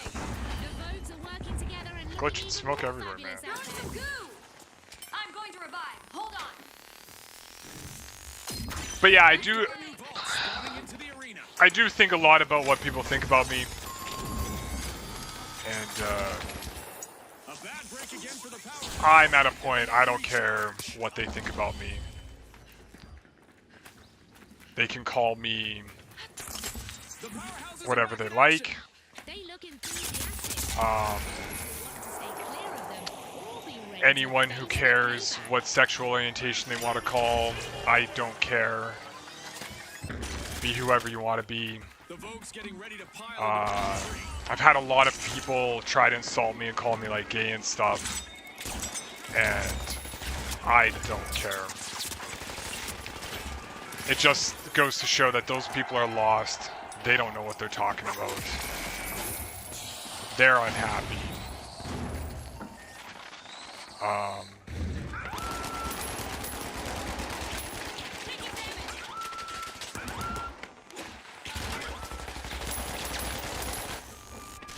Back in action.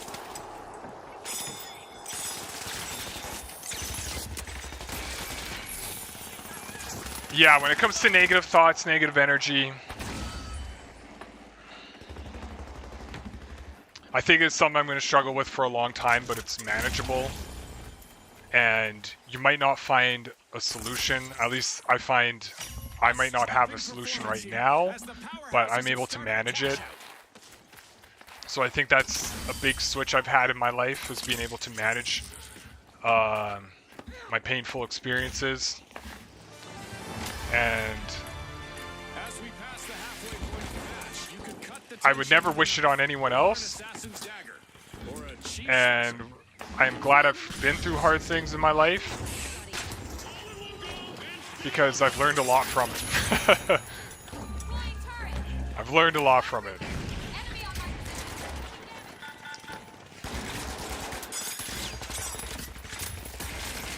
on my Oh, that ride shield. Ride shield's scary. Definitely give it a try if you guys play it.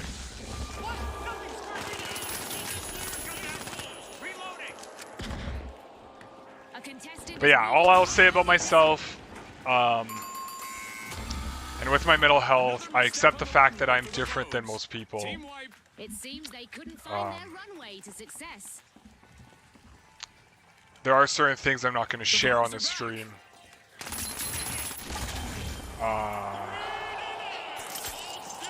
There's not things I'm going to reveal to my friends either, and I'm okay with them.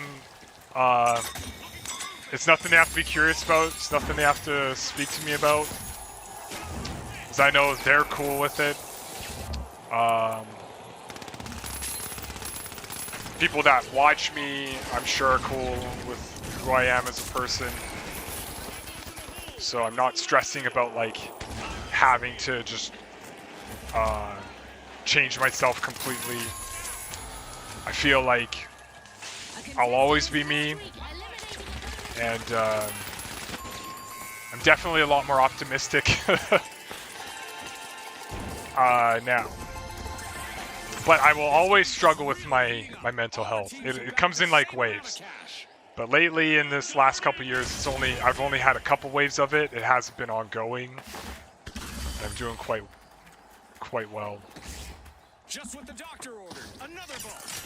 But I am fully aware that others are struggling. Talking definitely helps. And if you're one of my friends tuning in right now, just understand, because of my struggles, I will be able to listen. I just might not be able to do a lot. Because oftentimes when I don't have a response for people, I'm pretty quiet. I don't really lead out on conversations that much. Like socially, I used to be very like red energy, like I took a personality test a long time ago. That was a professional one that our staff took, and I'm not red energy, I would be orange, very energetic, I'm very in the moment, present, very playful. I'm a hands-on type of person. I'm the type of person who would enjoy phys ed class. I'm not the type who would do well in math class. That's pretty much the gist of my personality. That's why I work in recreation. That's why I still do it. It's a lot of fun. I'm still working as a lifeguard right now, and it's actually been really good for me. So like, even though I'm not quite sure what road I want to take, I'm definitely going to make this stream a success. But just know that lifeguarding's been really good for me. I'm going to continue doing it for a little bit till this stream. Pretty much I'm going to do it until my stream becomes what I can do full time. Once this starts holding my finances up, then lifeguarding will be what I do. And I'm totally okay with doing that. I've enjoyed my time as lifeguard. It'll eventually come to an end. But yeah, we're gonna make this stream a success. And yeah, I'm gonna bring the people that I like along for the ride. And I've got a good group of friends. They don't care if you're whatever you are, we don't care. As long as you're a good person, and that you're a nice person, I would say welcome to my channel.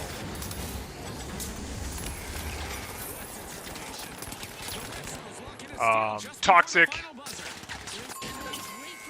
people, I've learned to just push away from completely. I've got none of that. We don't discriminate on this channel. I don't care what color you are. I don't care what race you are. I don't care what sexual orientation you have. It doesn't matter. This is a very open and accepting stream channel, and we are more than happy to bring cool people along for this journey. Turned up the amps to register an electrifying win. Thanks again to our sponsors and to our viewers. But yeah, to summarize everything I spoke about, we've had loss throughout our family, suicide. Not a day goes by that I don't think about my cousin. And if heaven does exist, that's where he is. I don't believe in hell. I don't believe in the traditional beliefs. I don't think I just don't. And yeah, I shared with you guys kind of my personal struggle with suicide, and that I've had a couple attempts. I told you guys about the one where I almost drove my car off a cliff in BC. That was a crazy time. I shared with the fact that I don't feel like a loser despite being single and living at home. What else did we talk about? Talked a little bit about relationships.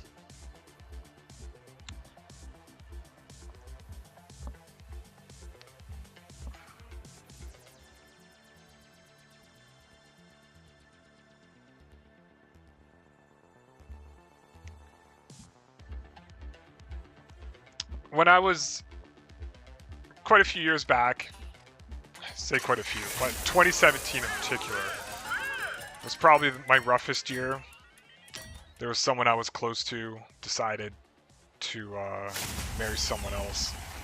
I'm good now, and I'm totally happy for her that she has moved on and decided that was her decision. That threw me for another whirlwind. That's a whole other story. But if she ever was to tune in and hear me speak about it, she would get it. She would understand. We kind of kind of non-verbally ended our contact, and so that's totally fine. But man, yeah, that was a rough time. That was a rough year for me.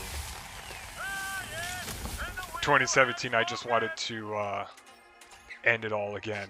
And what I did was I finally broke the ice because one of my coworkers, she was on the pool deck with me, and I go stumbling into work. So this was after I found out this other person was getting married. Oh man, I can't share that with you. I won't go into details about her and how I felt at the time. But basically, she decided she wanted to marry this guy. I was really hopeful that she would like break up with this guy, and then that could become a potential, right? Just a potential. And of course, you don't want to share your feelings with someone who's already in a relationship. So I learned a lesson from that, okay? I learned a lesson as a dude. If someone's in a relationship, leave it be, walk away. It'll do you justice. You'll feel better. You won't fuck up your mental health, right?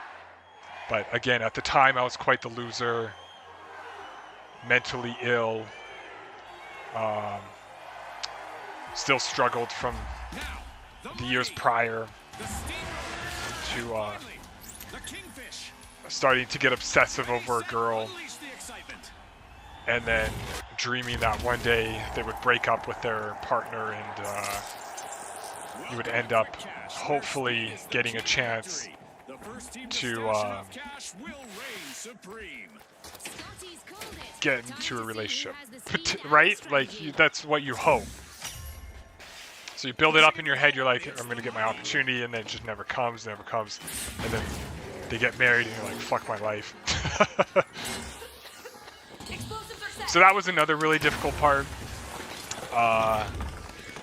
That wrecked my mental health. It was self-inflicting, for sure. Like I said, I learned my lesson. Don't ever pursue someone or be hopeful towards someone in a relationship. It's not worth it. Save yourself pain and move on.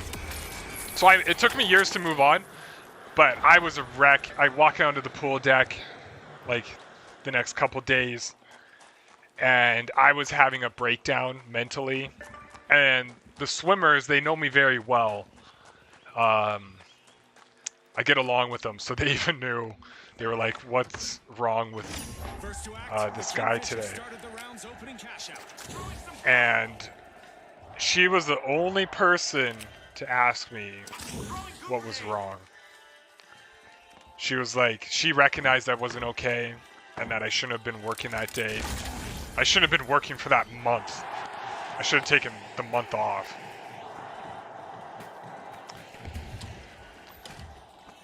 But yeah, she asked me what was okay, and at that moment, I just broke. I just couldn't handle myself. I literally had a breakdown on the pool deck in front of all the patrons who know me. It was kind of embarrassing, but at the same time, I was struggling. Sorry about that.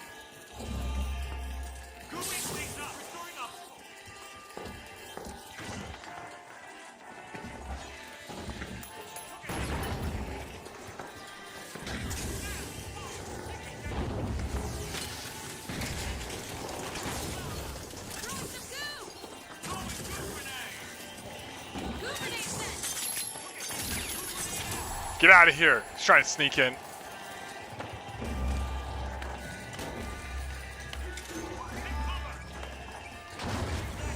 But anyways, the story's pretty simple.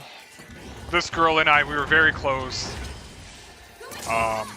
She wanted to just be friends. I didn't want that. I actually wanted something. Didn't work out. I became like a depressed loser, lost, and had a breakdown on the deck because of it.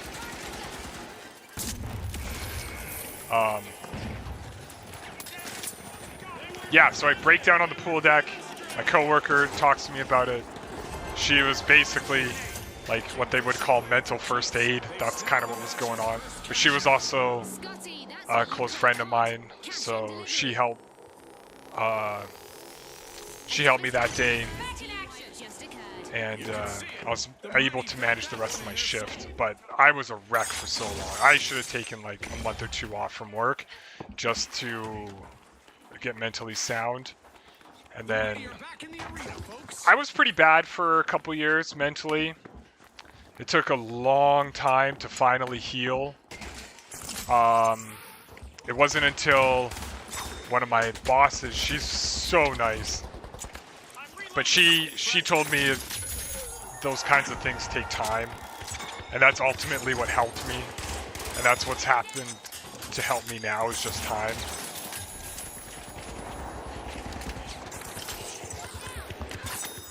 So I'm able to do, I'm able to function basically, and I learned my lesson from that situation.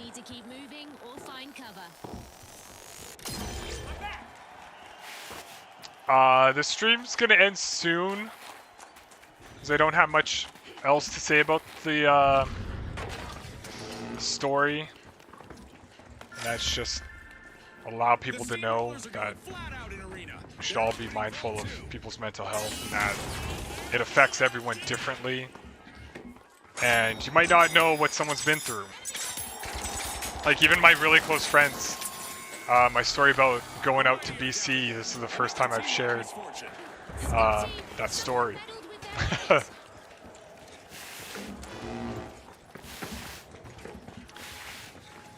But it wasn't until about a year ago I decided, yeah, I'm gonna become a professional gamer. We just reached affiliate about a month or two ago.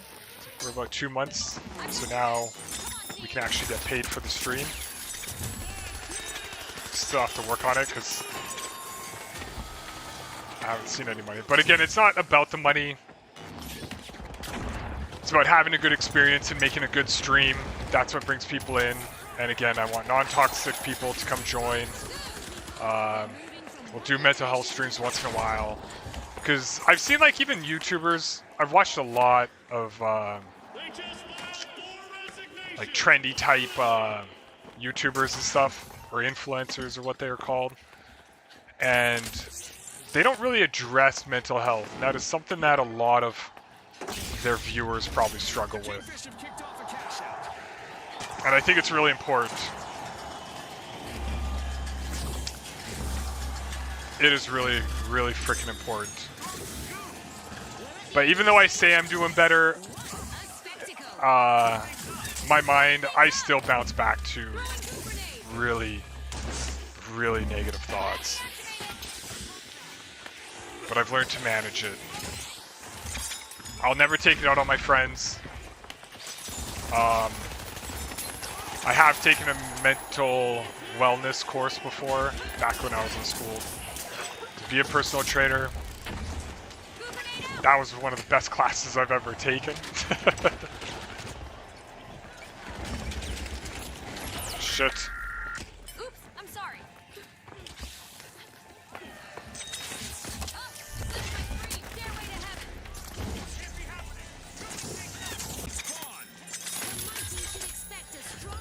But yeah, I'll be honest. Becoming an affiliate, it might not be that big of a deal. But to me, it's a big deal, because a lot of the times, trying to fight through my own personal negative thoughts would really slow me down, making it almost impossible to achieve things in life. And achieving affiliate, I never actually thought I would even get there. I never thought I would get there. It's definitely a point where I thought I'm not going to achieve anything ever, and that I'm going to end up just lifeguarding the rest of my life, and then I'm going to be stuck there. But I decided I'm happy with lifeguarding, and I'm happy with the slow grind to make this channel a success.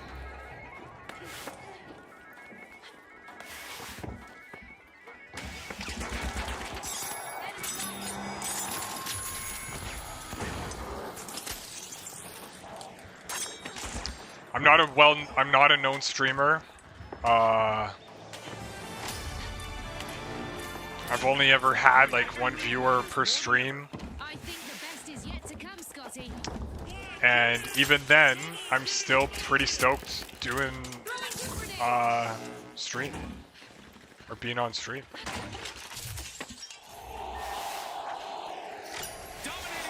I don't like to show my face because, again, like I said, growing up in school and stuff, I had a hard time, and then I'm pretty insecure about my look.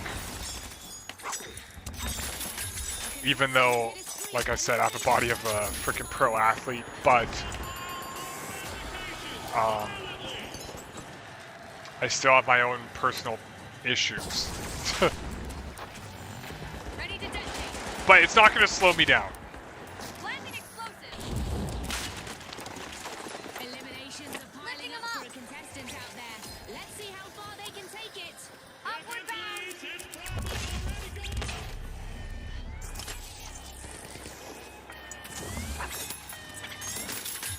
Fantastic intervention there from a contestant. Good grenade set. Cash out steal. Blast them down. Enemy spotted down there.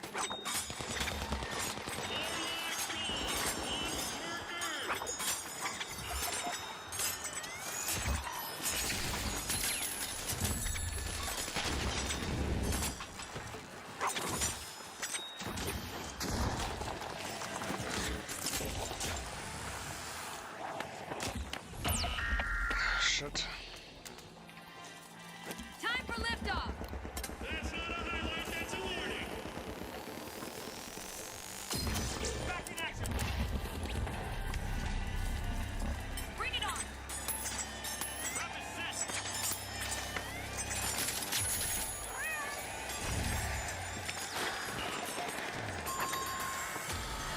Rising up, back in the air. Get close. Ah, what a great ending to a round. The victory. We'll see you next time at the finals.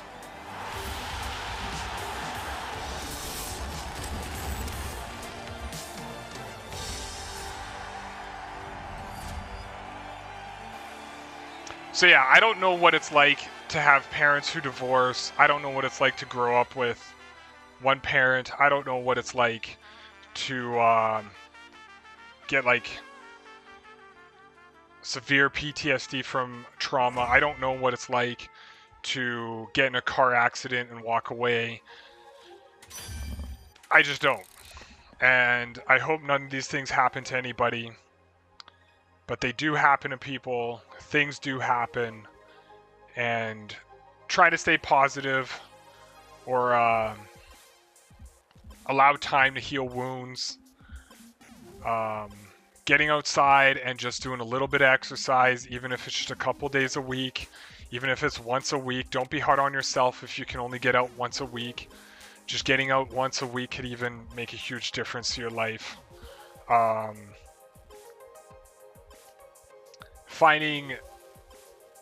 Grouping yourself with people who aren't toxic.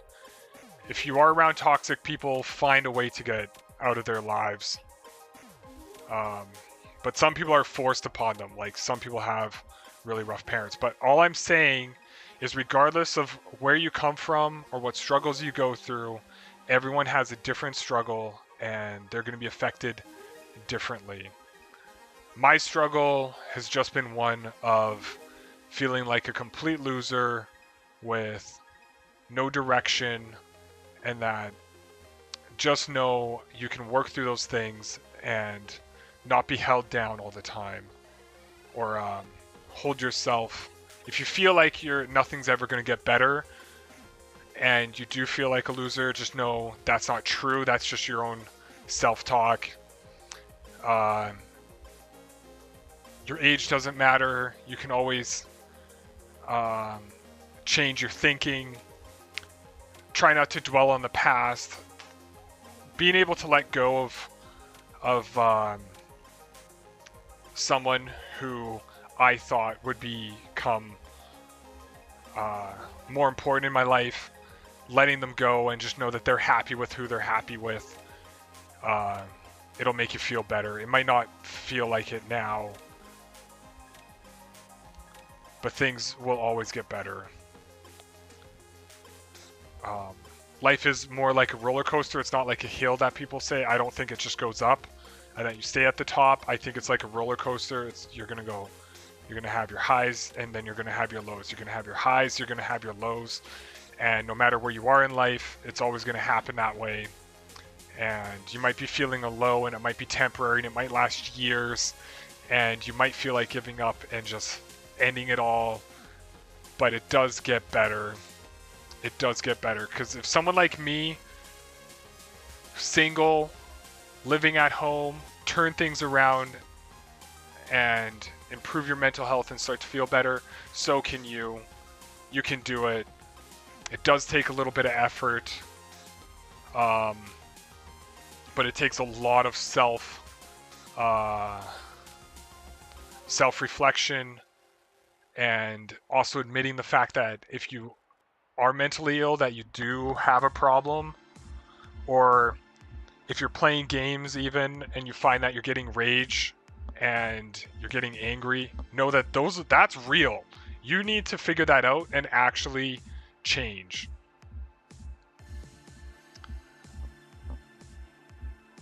But yeah, that's it for me for sharing with you guys. Thanks for tuning in. I'm the Wibbles. Come back to our next stream another time. I think I'm going to stream like this a little bit more and just share a little bit more on this topic. I think it's really important to share with you guys. Even if only 1 or 2 people see this. If I can make one person inspired to take the step in becoming better, then I've done my job. As a streamer, as an influencer, I've done my job. If I can help just one of you guys stay on the channel and feel better about yourselves, knowing what I am and what I've been through, or just by hearing your stories and talking about them, I would love to know your guys' thoughts. And yeah, that's it for now. So thanks for watching, and I'll see you guys later. Stay positive, and goodbye.